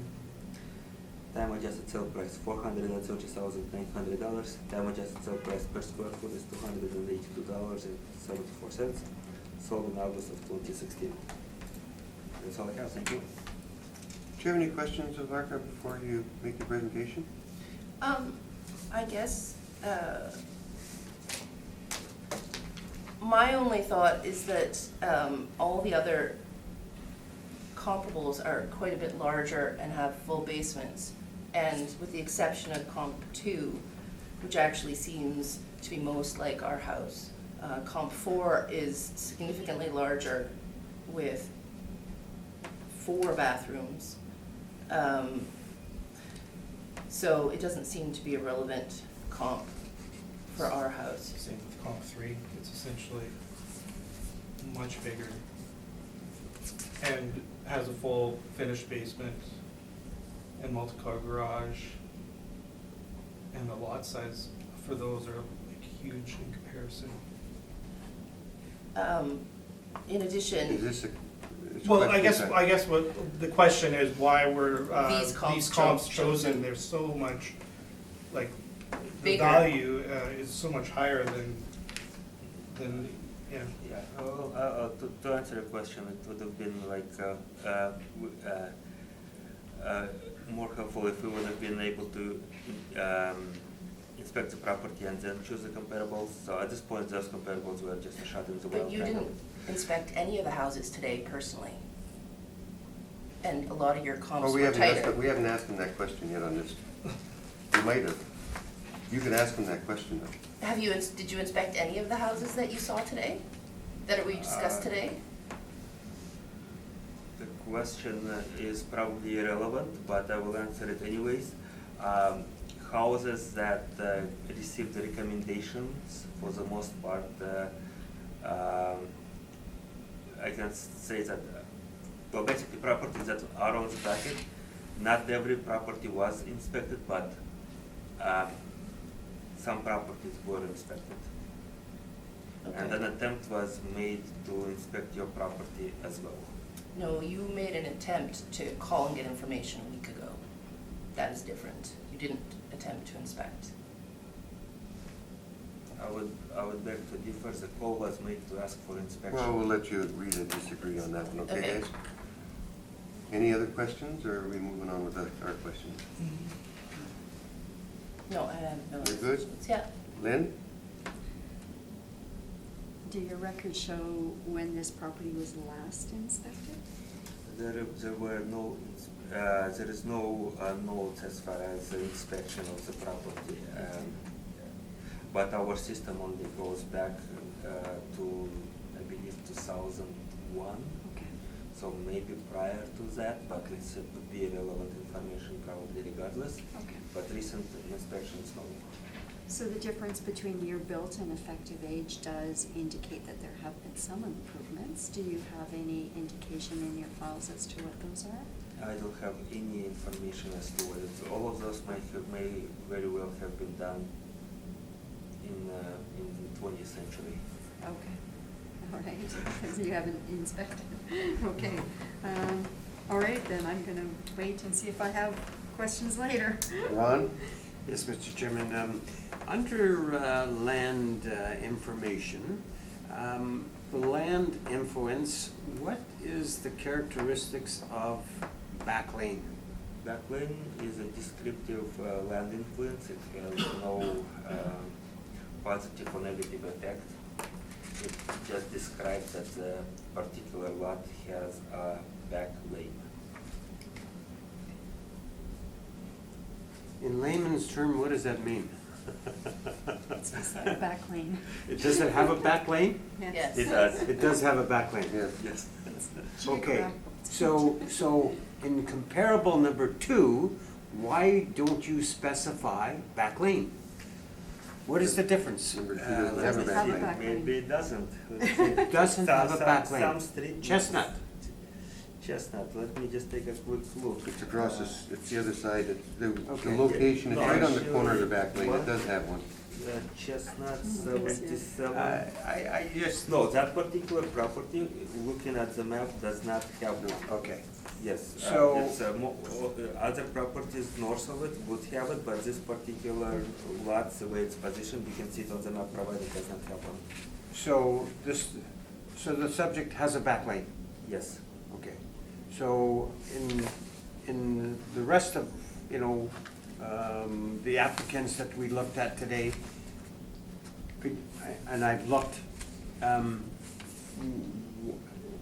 it doesn't specify. So I assume that they don't have back lanes then, if it's not mentioned. You see the point that I'm trying to make is Yes. like why put it in there, if it's standard? If it's got a back lane, it's standard, okay? If it doesn't have a back lane, then it should be noted as such. I see what you mean. So it's sort of confusing, like, I'm not sure if does your property have a back lane? Yes. Okay, yeah. Okay. So, the one, I guess the one on one- Chestnut, does it have a back lane? 77, no, it does not. Okay. That's the, Thank you, Mr. it's the Chairman. second lot from the front, Okay. but third. I'm familiar with the streets. Yeah. Yes. Okay, thank you, Mr. Chairman. Let's get on to your presentation. Yeah, so we bought this house in 2009, and it was listed at 217, and we bought it 242. The two benefits that this house looks like it has, which is the detached single garage, it's a shed that a car doesn't fit in. It's not wide enough for a modern car, and it has a corrugated roof.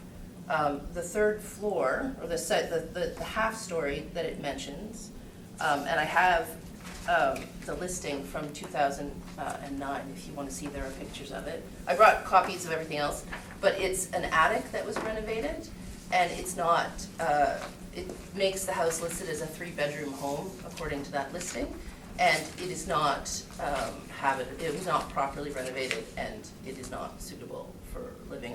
I have my office there, and it's posters melt off the wall in summer, and it's 3 or 4 degrees cooler than the rest of the house in winter. So the benefits that we accrue and the things that supposedly make us a 2.5-story are not functional living space. So beyond that, you'll see I brought comparables, and I brought comparables, instead of showing comparables, I may have gone about it backwards, but comparables that were the same size as ours, I went and looked at the comparables on adjacent streets for houses that were assessed at the same, or that had the same sale prices, using the sale book through that period, so from 2016 to 2018. And you'll note, so you look assessed value 2020, ours is the highest, and yet it has the smallest square footage, the smallest number of rooms, has no finished basement, and has the smallest assessed land area. And yet ours is the highest of all of these. I would argue that comparable to in the assessor's report is probably closest to what our house value is. I also brought a number of houses, in addition to what you'll see in the comp list that you have. I did some additional research and found, using again the sales book, and I found 3 houses that seem to be actually comparable to ours. And the max value there is 303. We didn't get copies of it. I know you're flipping through looking. No. We just Here. we forgot to get copies of that for you guys. These are the sales that you found? Yeah, And those were in the same target years. in the sales book. This again was in the sales book. Yeah. 303, 385.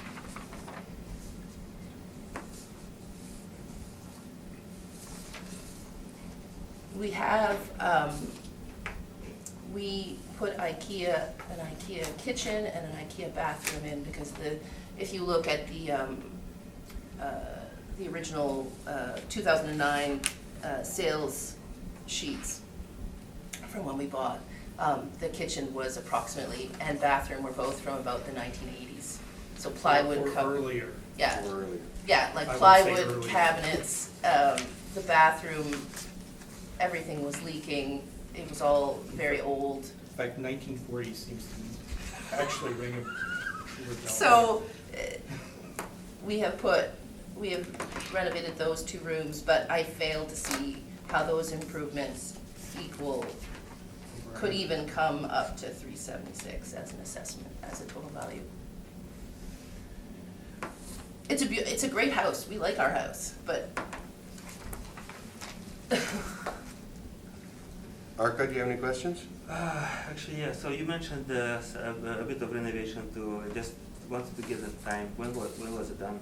When you did the kitchen and gas? we bought in 2009, we did them, I guess the we've kitchen- done a couple things. As soon as we bought it, we replaced the furnace and the hot water tank. That had to be done immediately, right? We did that as soon as we bought the house, yeah.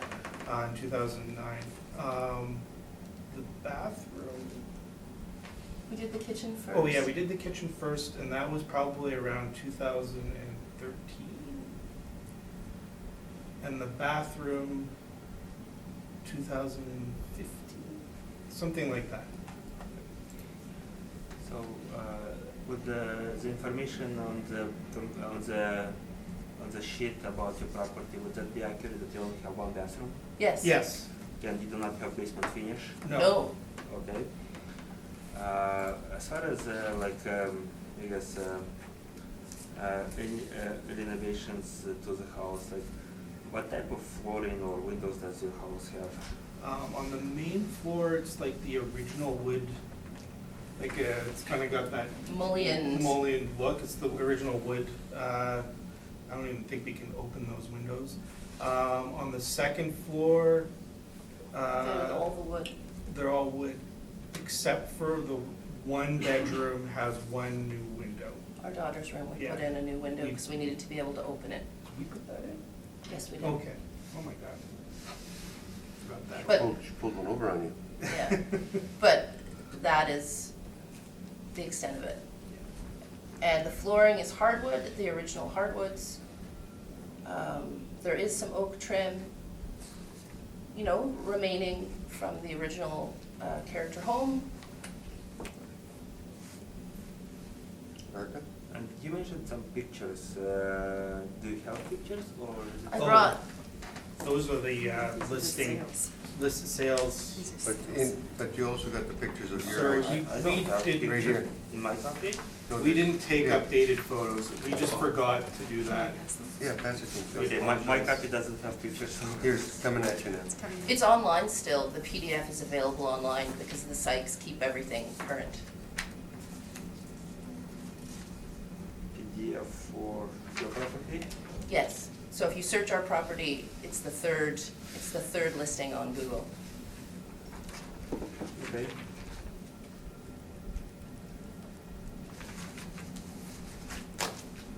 I'll need those back, Yeah. because I've only got one copy. Sorry, guys. Okay, I think, let's see.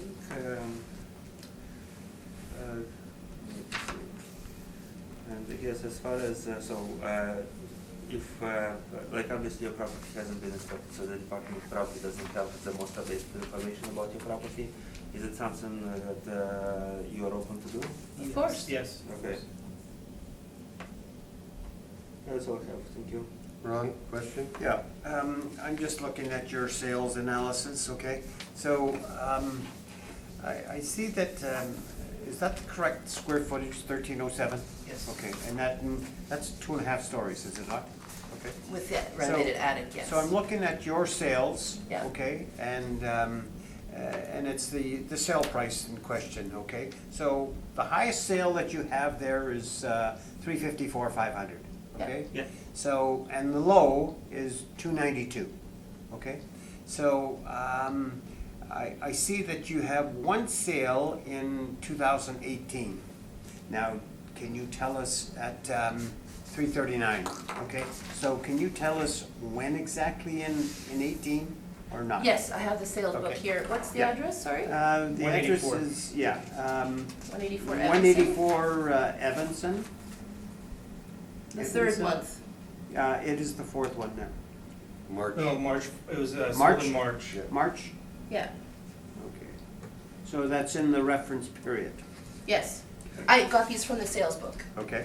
which is the approved place to look for them. But I note that all the comparables that you have here, they're bigger than your house. But what I'm saying is I chose the ones that had, Oh, I Yeah. fully follow you. Yeah. Okay?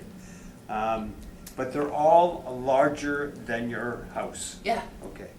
So, and like I say, the low is at, on Lipton, Yeah. okay, which is 292. You have a couple sales, in 17. yeah.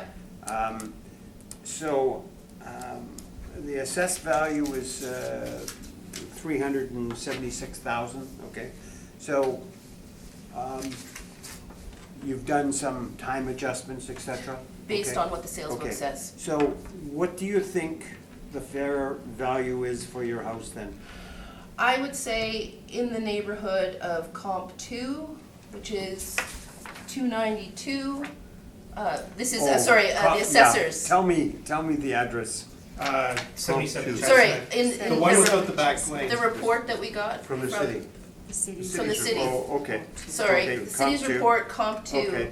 is the one that seems. Chestnut. on Yes, Chestnut. 77 Okay. Chestnut seems most comparable. Oh, okay. Now, but in your comparison, what comp is? I pulled, there's, another 3 Because floating around. none of the comps that the city have are on yours. Yes, So I pulled ones that were, that's fine. yeah, There's 3 more that we You didn't got the put other on three? there, Okay. that were that are with, actually But- much closer to what Okay. we feel is ours. But of these here, which yeah, is? those are them.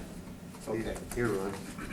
This? Here, these are the 3 that I handed out that are closer in size and I in thought you price. saw them already, Ron. Sorry, we didn't I include didn't those. see these ones. Sorry. Okay. Okay, but of your analysis here, what do you figure the value should be, or what is the closest to your property? Yeah, Of your comparables? of the comparables that are on this sheet, Yes. 130 Evanston seems to be closest. So that's at, Or, yeah. But we pulled 3 from the sales book, which are on those additional 3 pages, that are in the range of 280s to up to a maximum of 300. 280 to 300 Yeah, Oh, is the okay. number that you're looking for. in that area. I mean, this one, the comp 2, that the assessor is 286. It seems to be in the right neighborhood. It just seems, yeah, that this one is overassessed. We also spoke to a real estate agent who pulled comps from the last, her sale dates, I think, are from the last 18 months. And she showed a bunch of them, and she says that she believes our house is overassessed. And that is at the back of your package. so I just see you have Arlington, Yeah. which is a much busier street than yours. That stretch of residential is residential, though. Yeah, okay. It's- But it's a it's- busier street, is it not? In that portion, in the Wolseley portion, it's a wider street, but it has the bus going down it, but it is largely residential. My sister lives there. Okay, So- so tell me what value you concluded. Thank you.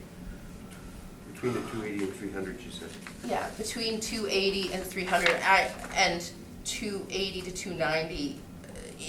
Around 290 seems to be the most reasonable. And that is based on your comps or everything It's put kind of together? based on everything put together. Okay, okay. Lynn? Thank you. No, I have no questions, other than I note that your realtor suggests you invite a assessor to your house to do Yeah, an which inspection. we're fine to do. My question is going to be on the garage. Yes. For your shed. What size is it? Have you ever measured it? No. It's not lined up. It's got one of those, it's got those doors, barn type doors that you have to open up. It's not like a It's not a modern, finished, modern. no, it's a shed. Yeah, we treat it like a shed. Because we took one look at it and realized we wouldn't be able to get a car into it. It's got a concrete floor, but No, not much. no concrete, it's a. The dirt. Dirt floor. It's a dirt floor. Yeah. Does that make a difference in terms of Yeah. whether it's considered a garage? Art? Garage, did you hear? There's no floor in the garage, it's just. I got it. So And that- it's there- we would- corrugated. We wouldn't be putting that as a value on a garage if it's got the flop open doors and built in Well, probably we still have 1913. to have it on record as a garage. What I have there is that it is 1912 built. Yeah, Yeah. So it is an old built garage. for Model P, yeah. Yes, but like, because it's still there, it has to be on still properly Yeah. record as a garage. Can I ask one question? Sure, I'll allow that right now. How, when the square footage of a home is calculated, if the basement is finished, is that not included in the No. assessment? No, it's not. So in terms of livable space, Outside dimensions of the house, oh, okay, not the inside. okay. So in terms of livable space, ours doesn't compare to the majority of these, Probably. yeah, okay, And that's what you explained at the beginning. yes. Sorry, I just wasn't sure how that was, Arca, I've asked you this question, I think, on each one, but I missed you on this one. Which one was your favorite comparable? Oh, my favorite. Out of yours? To be honest with you, I would presume more so. I couldn't probably, in this case, I couldn't answer the question because I have very vague information about Yeah. the subject property itself. But that number 2 seems to be right up the street a little ways. Well, number 2 is, I guess, a bit farther east, but yeah. Let me see, it doesn't have a garage, but I mean, subject property also, But then it's got- we may say it doesn't have a garage either.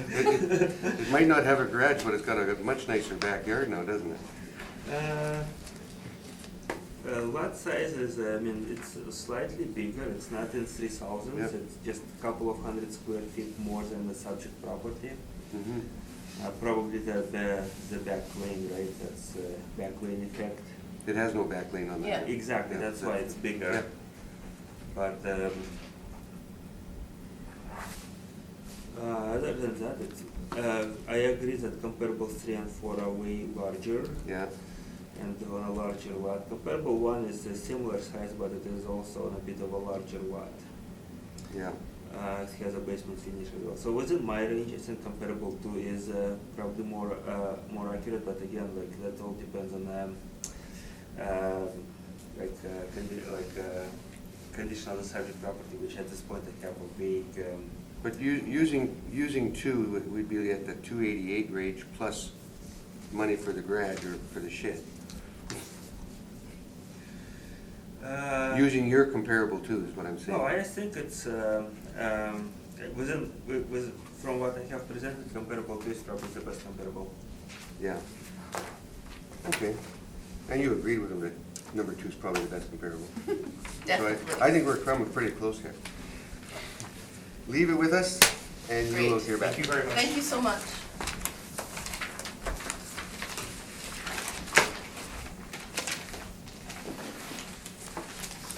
I guess we're now, I'm not gonna make a mistake, we're gonna go right to 520 Basswood.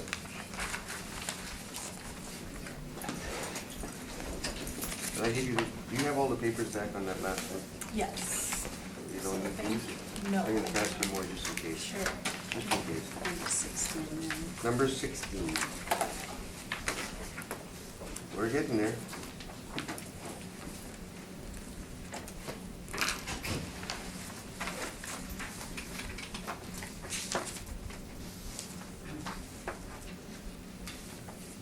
Would you like to swear in on the Bible or affirm with Affirm, us? please. Could you please state your name? Gary Hildebrand. And do you affirm to tell the truth, the whole truth, and nothing but the truth? I do. Thank you. Do you have any evidence? No, I do not.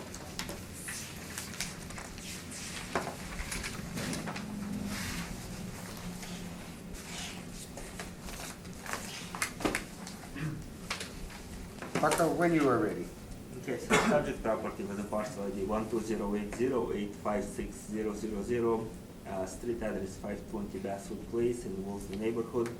Is a 2.5 story single dwelling with 1911 year built and 1946 effective age, 1,520 square feet of living area, full basement, no basement finish, one full bathroom, no central air conditioner, no fireplace, no garage. 2,748 square feet for assessed lot size.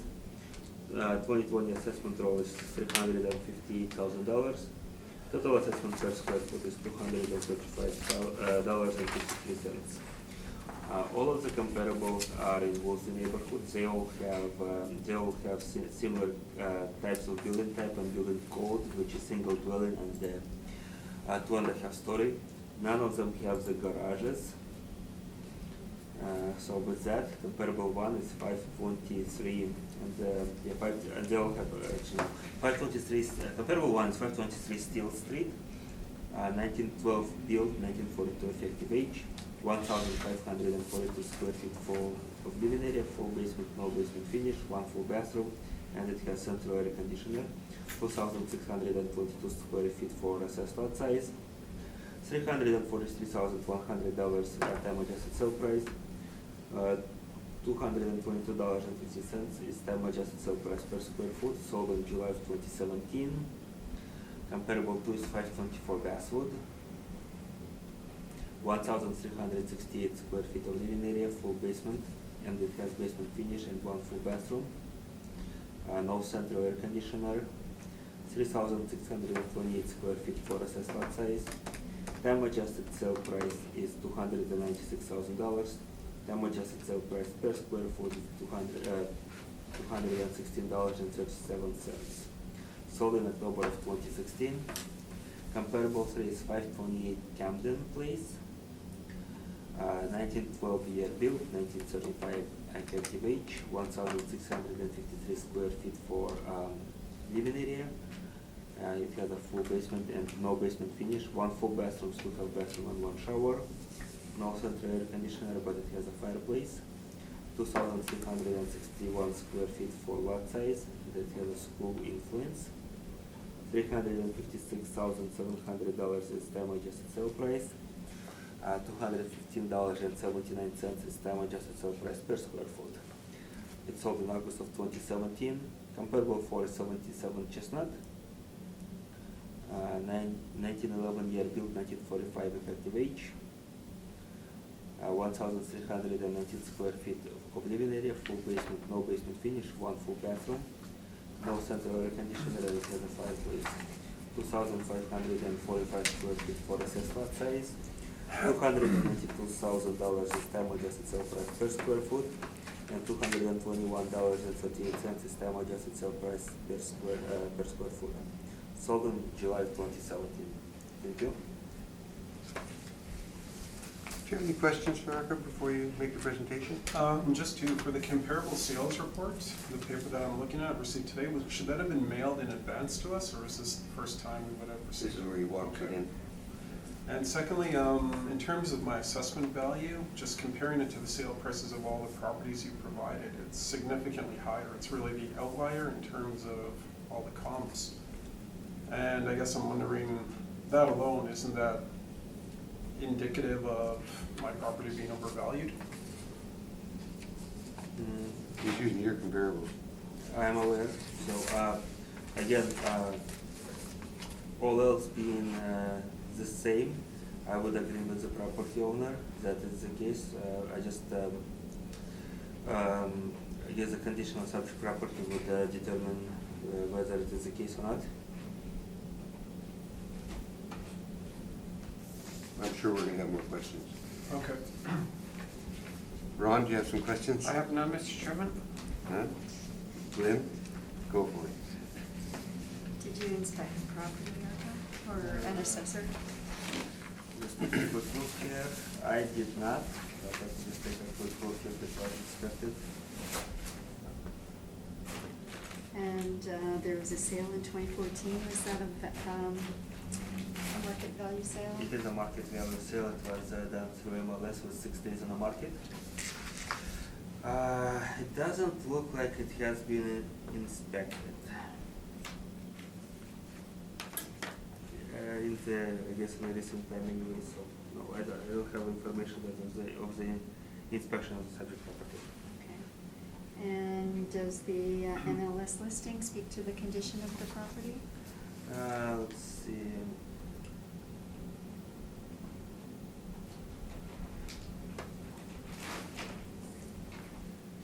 It does say that it has some sort of has remodeled kitchen with cappuccino shaker cabinets, pantry, slate floor, stainless steel appliances, large island, breakfast bar, rear porch of kitchen. As far as any further renovations, it has bath is remodeled. Okay. Newer furnace, hot water tank, updated plumbing and electrical.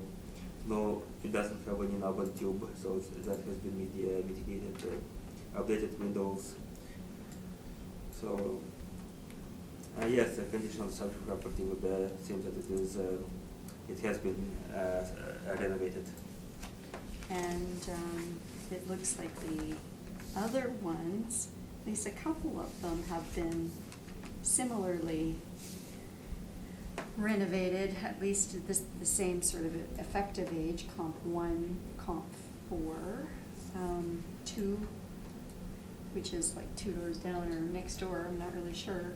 Yeah, it's on the other side of Long Beach one, comp 2, oh yeah. Mm-hmm. Yeah, comp 2 is not as updated. Yes. Can you speak to the condition of these comparables? Do you know if they're similarly renovated or updated? No, I do not have any MLS listings or any information about the comparables with me right now. All I Okay. can say is that comp 2 has a smaller effective age, so it would indicate that it was renovated to a lesser extent. Mhm. It's a smaller property, but it does have a basement finish. Okay, okay, thank you. But again, our effective age, are you saying that this one came up because of the sale in 2014? Or did it come up before then?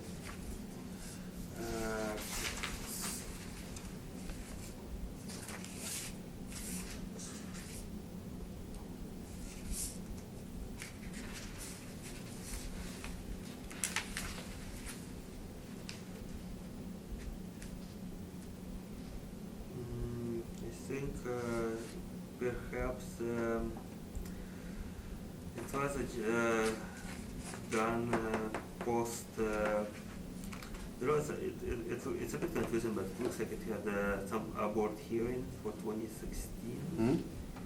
and at that time the effective age was changed. In 20, at a board hearing? Or after that.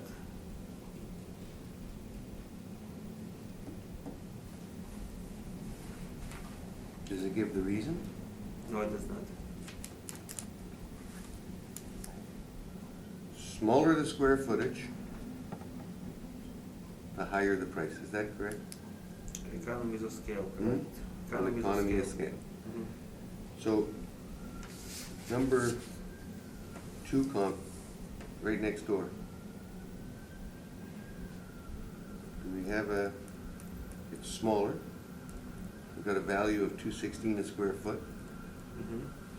but it's got a bigger lot. I know.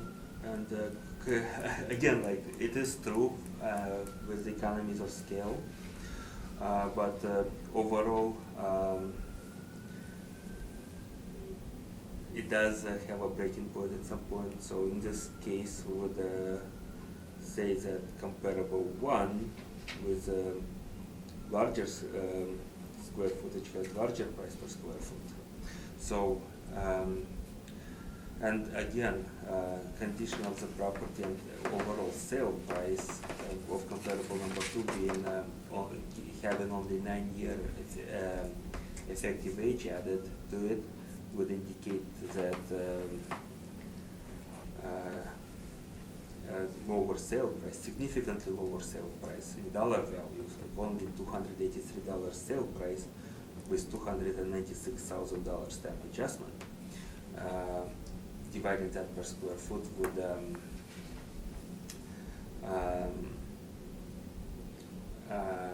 would give you a lower price per square foot to begin with. But my argument with comparable number 2 would be that it is a smaller property with Number with 2 is a smaller property? Yes, number 2 is It's only bigger. 1,368 square Oh, feet. the building Living is, area, yeah, 1360. Yeah, so it's a smaller property and it But has. smaller property, economy to scale, what does that tell you? Again, the condition of the property and the overall sale price, it has to be concluded. So it was, a smaller property was sold for time adjusted sale price of Yeah. $296,000, whereas a larger property with what appeared to be a better condition with assessment of $358,000. Like again, smaller properties, not only economies of scale, but smaller properties would have to have smaller dollar price to begin with. But if using $216 per square foot, that will Around 328. huh? That would make it around 328. Yeah. So, which is probably not an appropriate adjustment given condition of the subject property, as we have seen on the listing where it has been substantially renovated. That, the one you're talking about now is 520. Yes. So you don't have the information on the other ones, on their listings? No, I don't have the listings You just for brought the the other one. ones. No, yeah. I'm just Okay, putting the let's- date into effective age. Oh, Ron's back again. I did Ron on something. Yeah, He said- I had no questions. He said no. No. And you had it. On with your presentation, sir. Thank you. I would just want to point out that my 2018 tax value was $315,000 and it was reassessed for 2020 at $358,000. So that's an increase of $43,000 or greater than 12%. And we didn't do any improvements in the home in that time period. So I realize property has gone up, but I think that's not reflective of market increase in prices.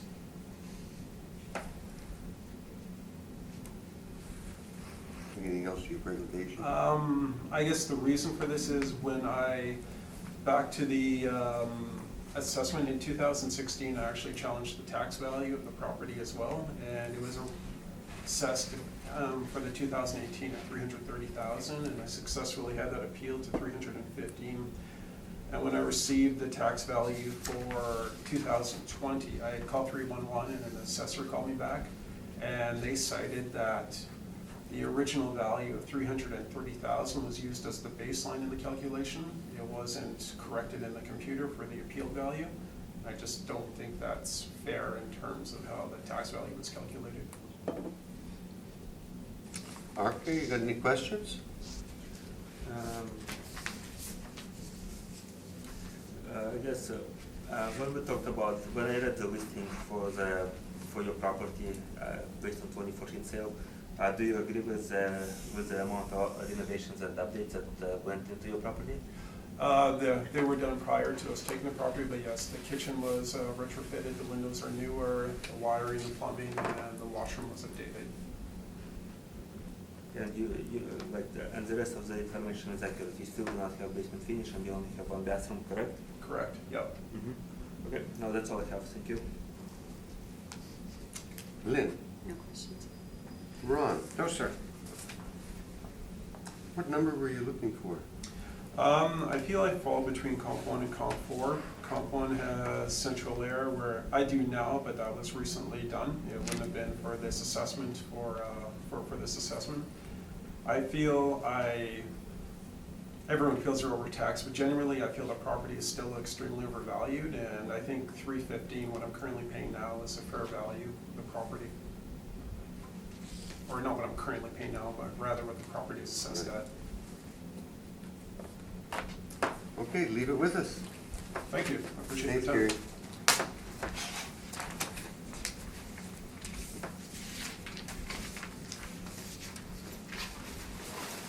$828 Honeyman Avenue.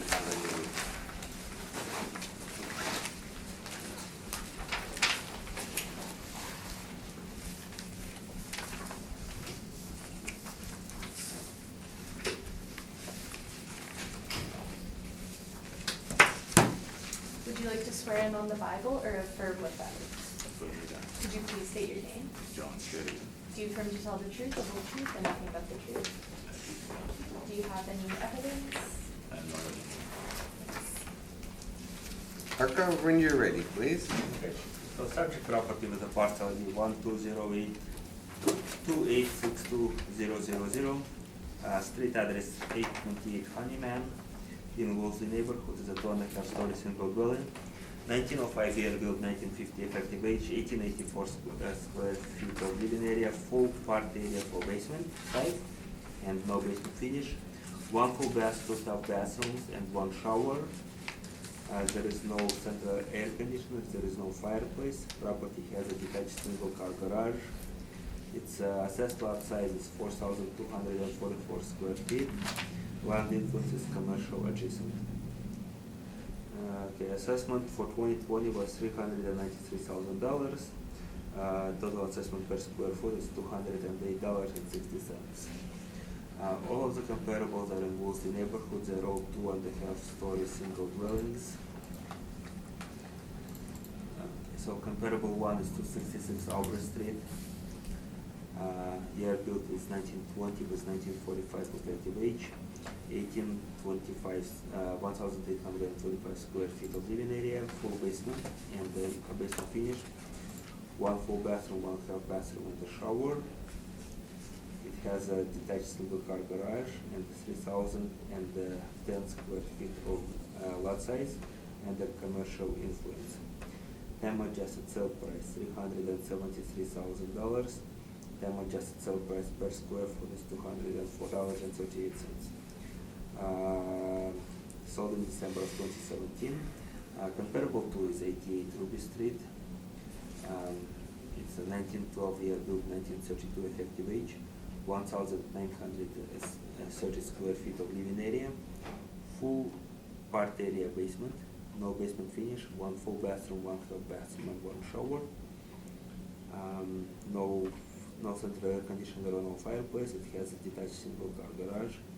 3,045 square feet for assessed lot size. Time adjusted sale price $387,200. Time adjusted sale price per square foot is $200.62. Sold in August of 2017. Okay. Comparable 3 is 16 Ruby Street, 1913 year built, 1945 effective age, 1,722 square feet of living area, full part area for basement type. It has a basement finish, 2 full bathrooms, 1 half bathroom and 1 shower, central air conditioner, and it has a detached multi-car garage, 3,054 square feet for lot size, and it has a school as an influence. Time adjusted sale price $423,700. Time adjusted sale price per square foot is $246.05. Sold in April of 2016. And comparable 4 is 116 Ethelbert, 1911 built, 1936 effective age, 2,186 square feet of living area, full part area for basement type, no basement finish, 1 full bathroom, 1 full bathroom and 1 shower, fireplace, detached single car garage, 3,821 square feet for lot size. Time adjusted sale price $456,100. Time adjusted sale price per square foot is $208.65. Sold in August of 2016. Thank you. Do you have any questions of the assessor before you make your presentation, sir? Yes. Did you inspect the property? I did not inspect the property, and it doesn't look the property has been inspected. Has any property in the immediate area been inspected recently? Within Wolseley, obviously yes. Like, are you talking about the comparables or? Yes, I'm talking about closer, like north of Preston and east of Kenora. So I just want to get a bit of clarification. Any properties within Wolseley, within the range that you specified? Okay. If any of them were expected? Yes. Okay, I'm I'll sure get back to somewhere. that question. Let me just ask another question. Are you aware of the subdivisions of the city for insurance purposes, which are based on the legal divisions rather than the common definitions? I don't think I know what you're, He's not understanding the question. For insurance purposes, my house is not in Wolseley, it's in West Broadway. Oh, I see. City model have divided the sections of the town, and the 828 Honeyman for the purposes of the assessment department is in Wolseley neighborhood. Have you compared house sales? Do you have any comparables that are closer to my location than the ones that you have? I presented those 4 comparables. I cannot tell you if there are closer ones or not at this point. The reason why I'm asking those questions is that my area is significantly different from the areas in which you have your comparables. I am in the northeastern end of what is colloquially called Wolseley, but which is technically West Broadway, and it looks like it. And my house is next to a rooming house. There are several houses on my street that are heavily dilapidated. And this is very different from the areas where your comparables come from, and therefore I do not believe that those comparables are actually legitimate.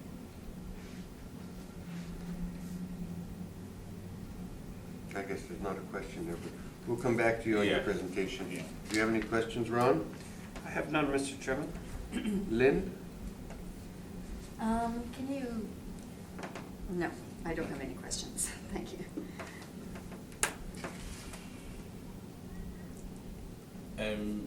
Can I ask an additional question? Sure you can. I purchased this house in 2012. 2012. Do you have comparables in the same areas as your current comparables, similar to my house purchased in 2012? The comparables were provided with the reference date of April 1st, 2018. Yeah. Sales range was April 1st, 2016 to April 1st, 2018. Okay.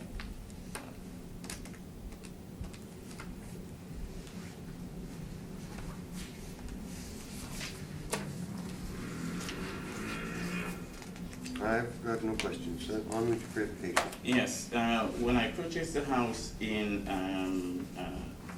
2012, I did look at housing in the Worsley neighborhood in general, and this area was significantly lower in price for very good reasons. As I said, it's very close to Red Broadway. It's actually technically within West Broadway, as I found out when I tried to insure the house. I had to pay a higher insurance rate because I am technically in West Broadway. The nature of the neighborhood is different. It's closer to Broadway. It's very actually the Honeyman runs into Broadway. It's closer to Portage Avenue as well, and therefore the price of houses in my immediate area are quite different from what it would be if you were to go to the west of it, which is proper Worsley, or the typical Worsley, where housing prices are higher, and therefore I don't think that the comparables really apply. And in fact, when I look at the assessed values of the buildings next to mine, they are all significantly lower, which of course makes sense because they are because of the area that they're in. I am about several tens of thousands higher in terms of assessment. I know you don't use assessments as comparisons, but my argument is that if you're dealing with an area that is not as well developed, that has lots of dilapidated buildings as my street does, and older buildings, and is closer to a high crime area, you can't use prices in areas that are not affected by the same factors and not in the precise neighborhood as comparisons. And I think those comparisons are much higher than my house would sell if I try to sell it now. I would also add that the 2.5 story is, when I purchased the house, it was sold as a 2.5 story, but it really is only a 2 story because the half stories and it's not even an attic. It's the access is only through a trap door, and there's no ladder to it, and it's not usable. The flooring is not done, and the ceiling is not done. So it's actually just part of it. I would consider it part of the ceiling of the house, and not even it wouldn't even rise to an attic level. And so I think that the comparables aren't very useful for both of these reasons. I would also add a third factor that, and I cannot tell from those comparables what they have, but my house has no backyard, which is one of its disadvantages, and which is why I would have difficulty selling it at any price close to what it is assessed as. And I would bet that the comparables have backyards, as most houses in Worsley do.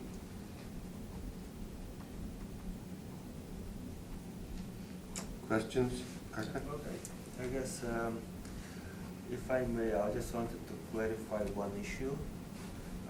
Property owner brought forward a finished attic not being finished, and we do not account attic area in the square footage provided. Yeah, okay. You're not counting the attic? Okay.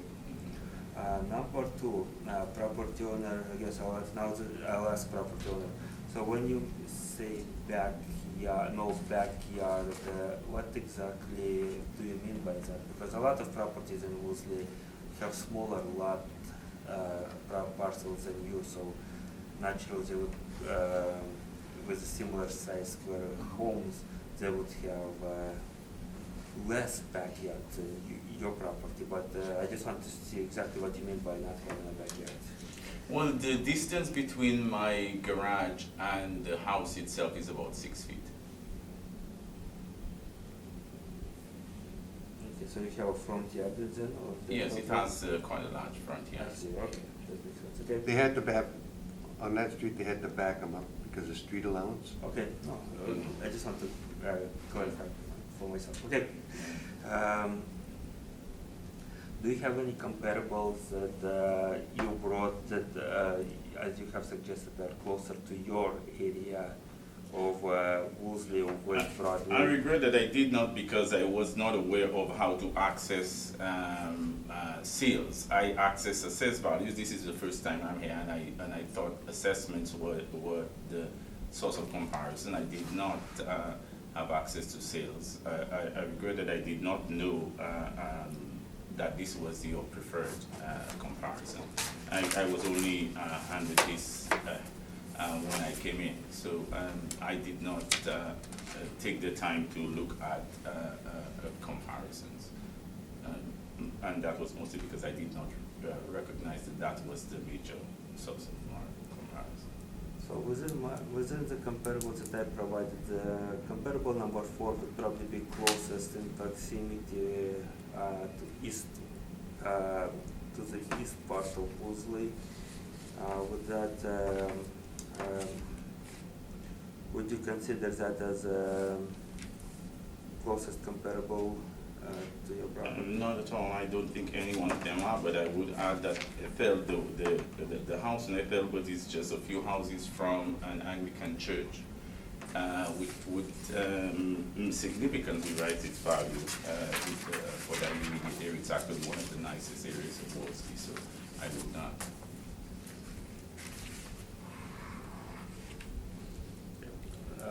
If you go anywhere north of Preston and west of Kenora, in that particular part of Wolseley, it's simply not the same as the areas that you're looking at. And anyone who lives in Wolseley would also know that as you approach Maryland, the housing prices go down significantly.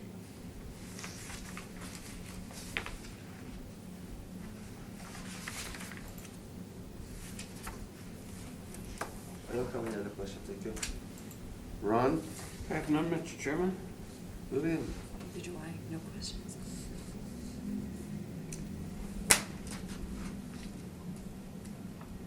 Makes it difficult when you don't bring us the actual numbers to deal with. We have to Well, I deal with- wish you'd sent me this before, then I would have been able to give you an alternative, but this is the first time I've come here.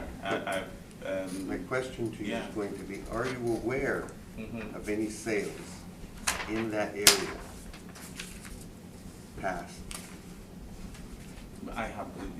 Since I have not been paying particular attention, But no, you I said could you- get it if I had to, but at this point, no. But you said you noticed that, you know that the value is lower here than Yes, there. when I was purchasing properties, I did look at several houses in Wolseley as comparable to the one I purchased. And the one I purchased was significantly lower, at least $40,000 lower than the similar houses in the heart of Wolseley. So you'd be looking in that 350 range? Yes, that's Using your about numbers. where I would place the value. of That's my where house. you'd place the value, in Yes. that 350, 360, well, almost 360. Yes, I think that would be closer. And the reason being because of the value when you bought it, it was in that 40,000 range. And that it was, like, two reasons. One, at the price I bought it, and I don't believe that its value has been rising. In fact, when I checked the rate at which housing prices have been increasing in the city, it would actually place my house, if it increased in value at the average of the city of Winnipeg, it would be 348,000 if I used the city average. That's one, and I did do those numbers. As I said, I did not know that sales were important to you, so I didn't look that up. But I did check housing price increases. I have the numbers here, if my house were actually to be assessed at 398, it would mean that it was increasing twice the average of the city, which I don't think it is.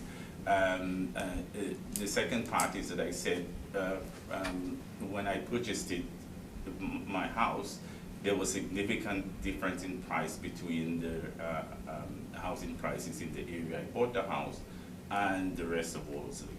And I don't think there is any reason to believe that that has changed, particularly given the fact that I am living next to a rooming house that has had significant problems with drug addicts living there, etc. So that's certainly not going to raise the value of my property. So I don't think that there's any reason to believe that my house price is anywhere close to $398. Okay, leave it with us. Okay. Thank you very much for your presentation. Thank you.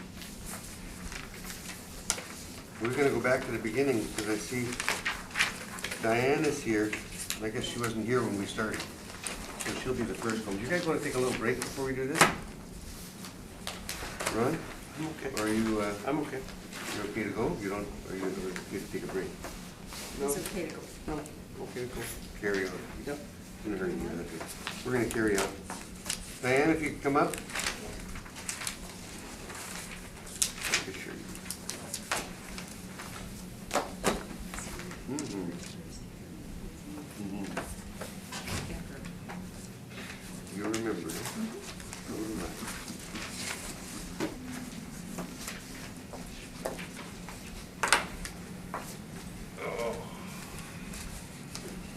That's the problem, the tree, so this property is not fair because, You gotta wait to get sworn in, Diane. yeah, Could you please state your name? yeah, Diane, last name C-U-N-T. Thank you. And would you like to swear in on the Bible or affirm without? Do you affirm to tell the truth, the whole truth, and nothing but the truth? Yeah, it's the truth. Okay. And you don't have any evidence? Yes, I do. You do? Okay.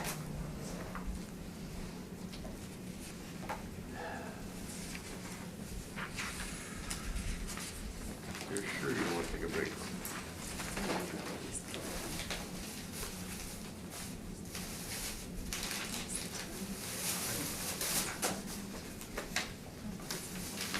Yeah.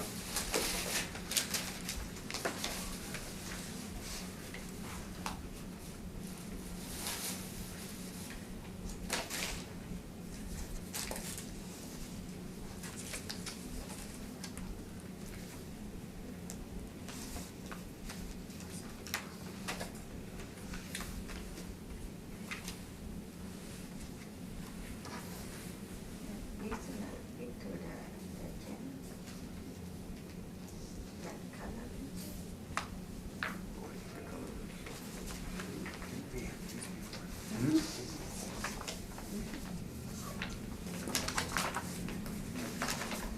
And this is, that picture is taken in 2013, but this picture is the same, take on 2018. That's when they were still printing them. Yeah, that's why I still thinking that. Because that's the, then because I don't have time to do like this week, too much work. It's okay, Diane. That's okay. So we'll just pass these around, or? Yeah, pass this around so you can see. Yeah, we get that. Or it's up to Well, you. you can give them to Arca, actually. I've seen them a number of times Okay. already. Yeah. And this- Remember that, the age of the picture there, Arca? Huh? Those are from 2013. That, No, that sorry, 18. Oh, 18, that one, okay. Yeah. I think the 13 is the one that's Yeah. on the black and white copy. Yeah. Okay, The, good. the same, same picture, but Did Diane give you all the different information already? year. Yes, You're still putting it together? that 3117. Oh, she's got two. No, 301, yeah, you got 301 and 317. Did you want to wait to distribute the other evidence? Yeah, don't distribute, well, distribute it all. All? Sure. Okay.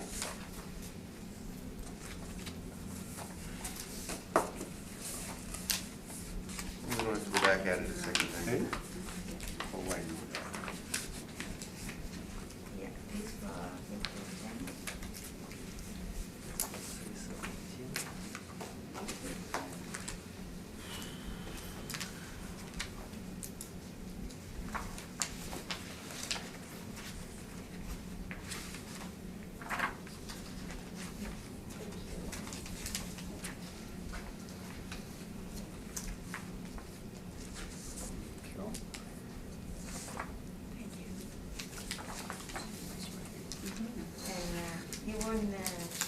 301 too, right?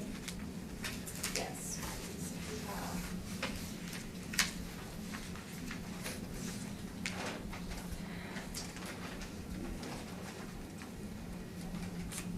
What time's your parking good till, Ron? 11, no, 301, 12:39. I don't have time to do the 12:39. 301. I just, this is back to 2010. Think That you're gonna assess, bump it. that assessment department, the assessor adjust the price at that time. So this is your only evidence for the, Yeah, because I I'll don't see. have time, my I'll kid see. is hurt badly. 30. this is for our. But I don't have the picture for, for 301, so the board can look into it. Yeah. It's just an extra copy. I don't have the picture taken for 301 in here because my feet hurt so badly, I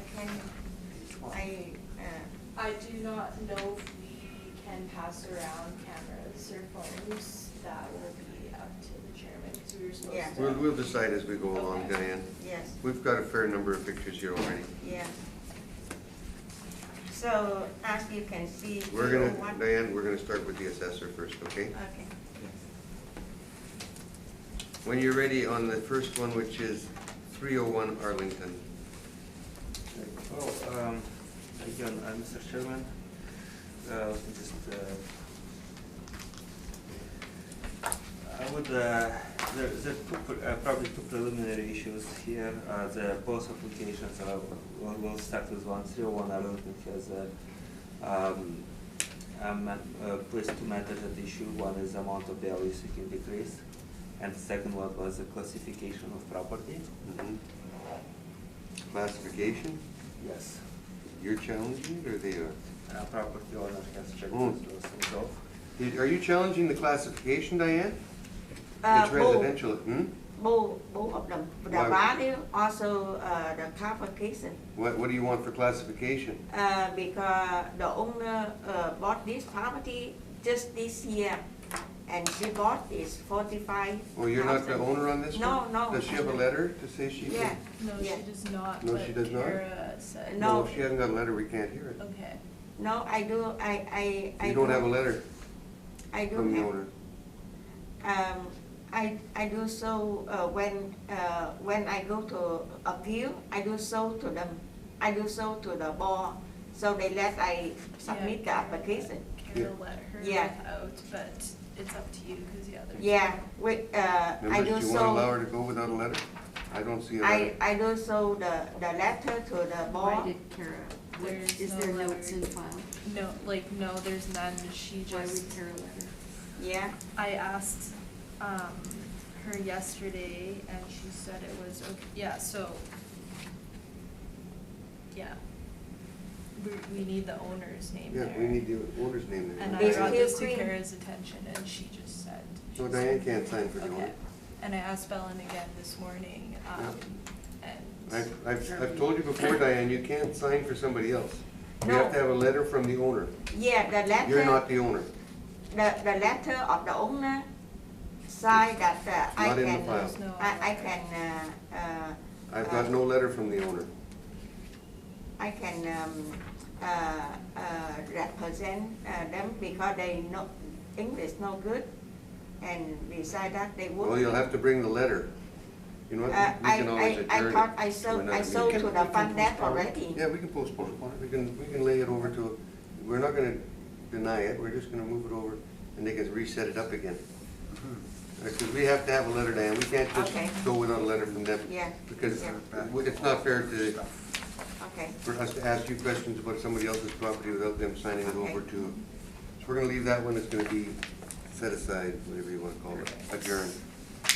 Why don't you just? You understand that? postpone Akira, you're okay with us doing that? Yeah. Okay, and the next one, is that your property, the next No, one? no. Same thing? yes, thank Okay, you. we're gonna set that one aside too. Diane, Yes, bring the letter in, okay, and they'll set you up for another meeting when you bring the letter in, okay? yes. Thank you very much. You have a good day. Yeah. We will keep, you want to keep Do the you wanna- information on file, or you want to give it back to her? Yeah, we give you No, all I this do. back. Yeah, We'll give you all this back. yeah, she doesn't have to But print it not that way. that. Sorry, Diane. Okay. Okay, there's ours. From the one. I'm gonna get these.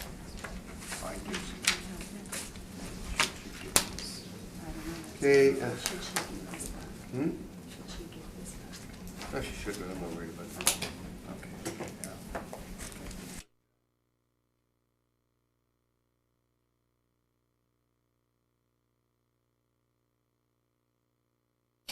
He still wants to come and tell us some other stories here. You gotta tell us about 631 Ingersoll. Let me just get myself organized here now. Yeah.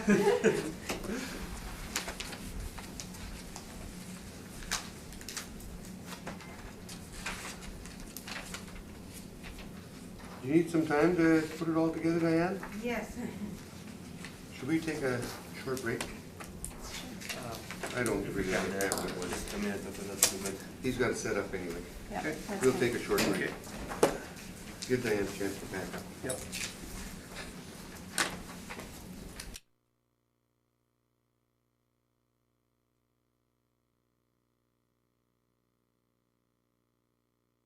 Okay, Yeah. sorry about that. Is it on? Yes.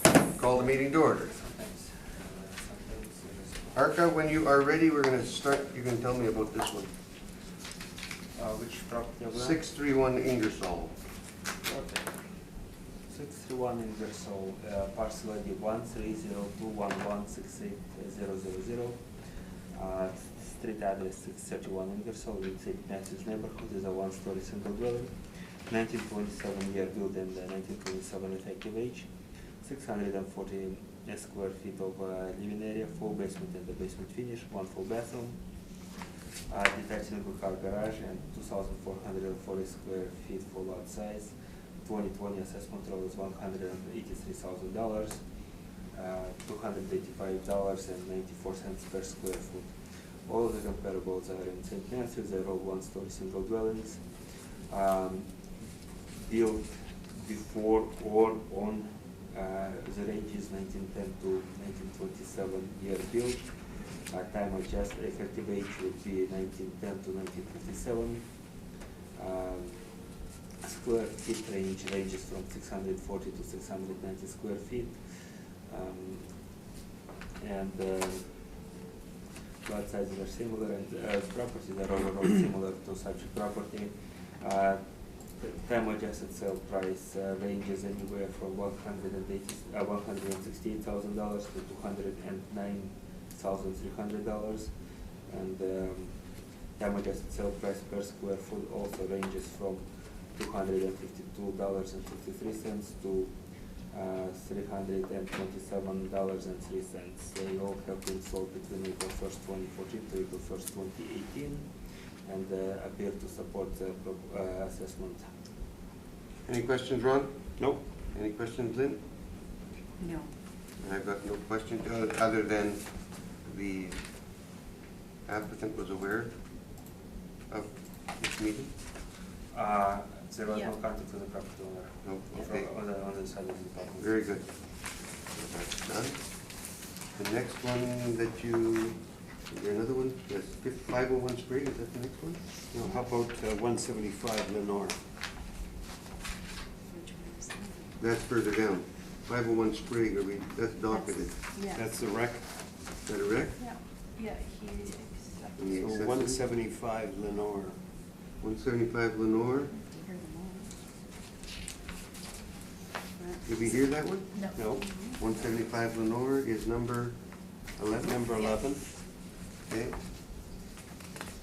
Give us the story. So subject property was a parcel ID 12081845000, street address 175 Lenore, in Wolseley neighborhood, is a 2.5-story single dwelling, 1911 built and 1931 effective age. Living area 1,864 square feet, full basement and the basement finish, one full bathroom, one half bathroom and one shower. Let's see. Okay, no garages, no fireplace, no central air conditioner, lot size 3,310 square feet, land influence is back lane. 2020 assessment roll is $362,000. Total assessment per square foot is $194.21. For the four comparables, they're all 2.5 story single dwellings with they're all in Wolseley. Year built ranges from 1911 to 1912. Effective age ranges from 1921 to 1941. Living area ranges from 1,973 square feet to 2,193 square feet.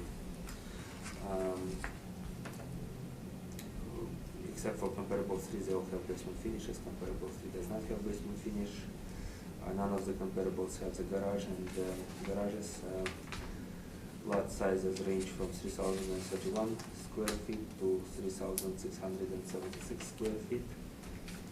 Time adjusted sale price ranges from $363,600 to $400,500. And time adjusted sale price per square foot ranges from $170.94 to $184.85. Sales have all comparable sales have been sold between April 1st, 2014 to April 1st, 2016, April 1st, 2016 to April 1st, 2018. And assessed value appears to be supported by the comparable. Thank you. Questions, Ron? No, thank you. Lynn? No, I have no questions. Is there a reason why the square footage on this one's higher than any of your comparables? Lower. Is there a reason? No, higher. It's lower. The square footage is 194.21 and your others, it's higher than any of your other Oh. comparables. Assessment per square foot. Oh. I did the same thing. Well, it is the smallest property of them all, so like all of the comparables are largest and subject property. So it's because of the The economies economies of scale that you're doing it? Yes. Okay, thank you. I have no further questions. Is there another one down there? We got Palmerston? What happened to Shelburne? 102 Shelburne. Number 13. Accepted by the applicant. Accepted by the applicant, that was a rec? Yeah. 17. 13, and then 182 was accepted, is that it? Yep. Correct, the same. And then 986 Palmerston. So 986 Palmerston with a parcel ID 120817-68100 is in a Wolseley area, is a two-story single dwelling with 1963 year built and 1993 effective age. Living area 2,364 square feet with a full basement and a basement finish, 2 full bathrooms, 2 half bathrooms and 2 showers. Has a central air conditioner, 1 fireplace and an attached single car garage. Assessed lot size 10,244 square feet. Land includes Assiniboine adjacent and community club and recreational building. 2020 assessment roll is $857,000. Total assessment per square foot is $362.52. Comparables, comparable one is 1224 Wolseley. 1920 is a two-story, 1922 build, 1952 effective age. 2,276 square feet for living area, full basement and a basement finish, 1 full bathroom, 2 half bathrooms and 2 showers. No central air conditioner, 1 fireplace, and it has attached multi-car garage. 9,006 square feet assessed lot size, Assiniboine adjacent, is land influence. Time adjusted sale price $714,800. Time adjusted sale price per square foot $314.06. Sold in November of 2017. 1508 Wolseley Avenue is comparable number 2 in West Wolseley neighborhood, 2-story single dwelling, 1910 year build, 1965 effective age, 1,788 square feet of living area, full park area for basement type, no basement finish, 1 full bathroom, 1 half bathroom. Has attached single car garage, 4,580 square feet of lot size, it's in Boardroom adjacent. Time adjusted sale price $541,300. Time adjusted sale price per square foot is $302.74. Sold in October of 2016. 2015 Lipton is comparable number 3 in Woodley neighborhood. It's a 2-story single dwelling. 2011 build is 2011 effective age, 1,680 square feet of living area, full basement and the basement finish, 1 full bathroom, 2 half bathroom and 1 shower. Central air conditioner, and it has detached single car garage, 3,778 square feet of lot size. Time adjusted sale price $573,700. Time adjusted price per square foot is $341.49. Sold in November 2016. Subject property has been inspected on August 26. Pictures were provided with the evidence. Subject property has been renovated in 2009 extensively with spray foam insulation in the wall, updated throughout with superior materials. As you can see, it has attached garage was constructed, and culture sofa has added new windows. On the front page, the second page will show us the back view of the property with the balcony and the flat roof over the garage area. Updated staircases, superior materials used.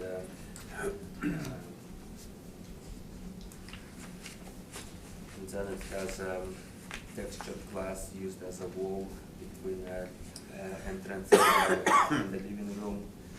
So, and the end of the presentation, so of course will show certain aspects that didn't go as well. So, as you can see on page 6, slope of the flat roof was a bit off, so the water does pool there a bit. And some, you can see where old windows used to be. On the stucco it shows it wasn't leveled all the way, so it does show the locations where old windows used to be, as you can see on page 7 on above the window. And also page 8 would show location of old window. I would say here it doesn't nicely level with the wall. So those are the old deficiencies actually, and on some of the, and only some of the improvements were shown. So all of the comparables are inferior to subject property in that respect. Those are the only comparables that were available that would even come close to subject property, but would still be inferior.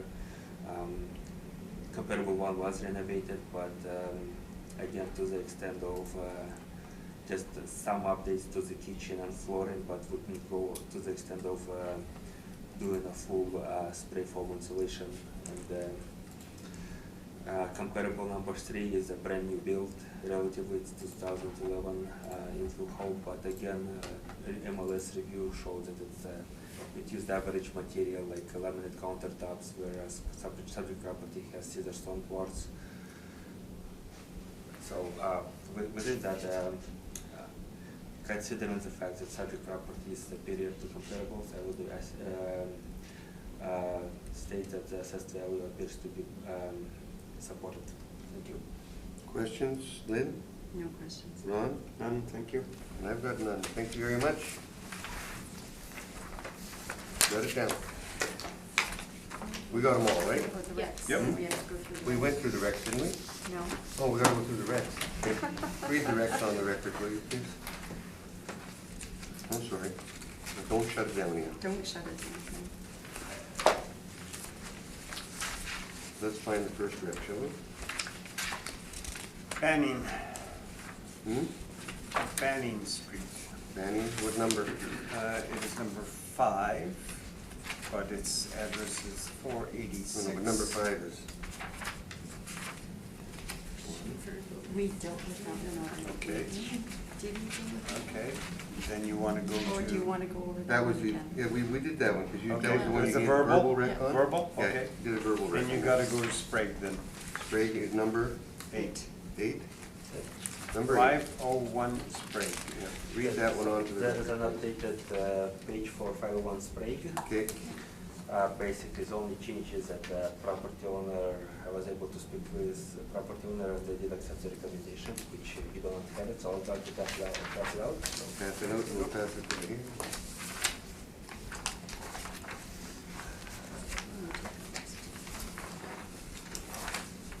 I see. Okay, go ahead. So, 501 Sprague with a parcel ID 12080962000. Involves the area, 1-story single dwelling, 1924 years built, 1964 effective age, 960 square feet, full basement and the basement finish, 1 full bath, 1 half bath and a shower, central air conditioner and detached single car garage, 3,936 square feet of assessed lot size. 2020 assessment is $370,000. Total assessment per square foot, $395.42. There's a recommendation to reduce the assessment to $320,000 or $333.33 per square foot to better reflect April 1st, 2018 market. Property owner Carlo Paul accepted recommendation during a phone conversation on August 28, 2019. Thank you very much. Next recommendation will be on, We gotta go to number 13, which is 102. Number 9. 9, that was, he accepted that. No, we Number still 9. need to have them he hasn't read it on the page yet. Okay. Do number 9 next. That would be 536 Basswood Place. Read the roll number and the recommendation. Parcel ID 120808 63000, street address 536 Basswood Place. 2020 assessment was $353,000.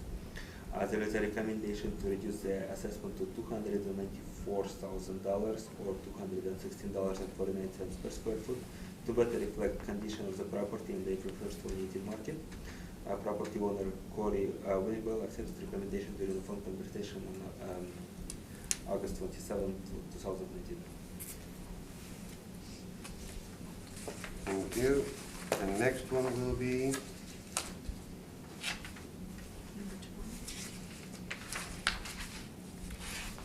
Number 12. yeah. Number 12, which is 549 Clifton.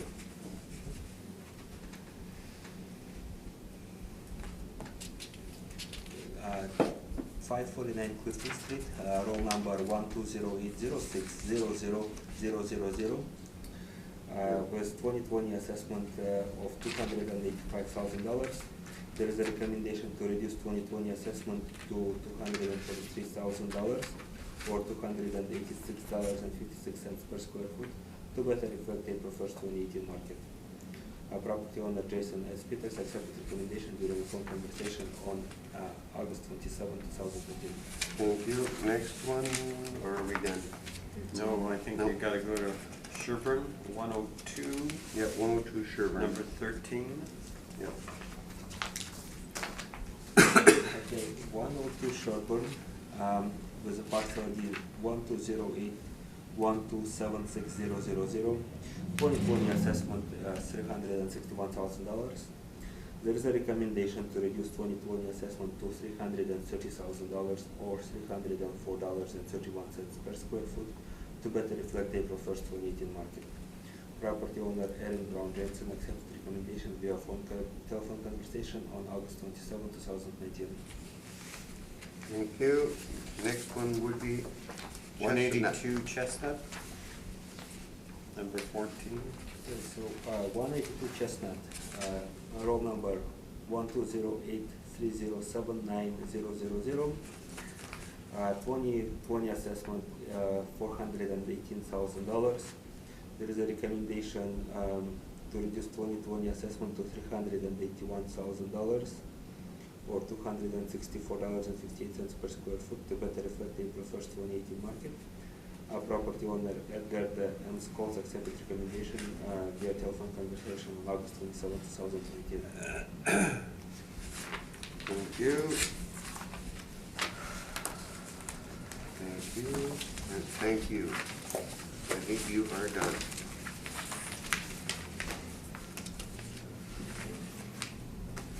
Yeah, hold it. Very good job. Very well done. Thank you. Yep. Mark, I really like the maps. The maps were good. Yeah. Okay, yeah. I like that addition. I What a think that's good. I think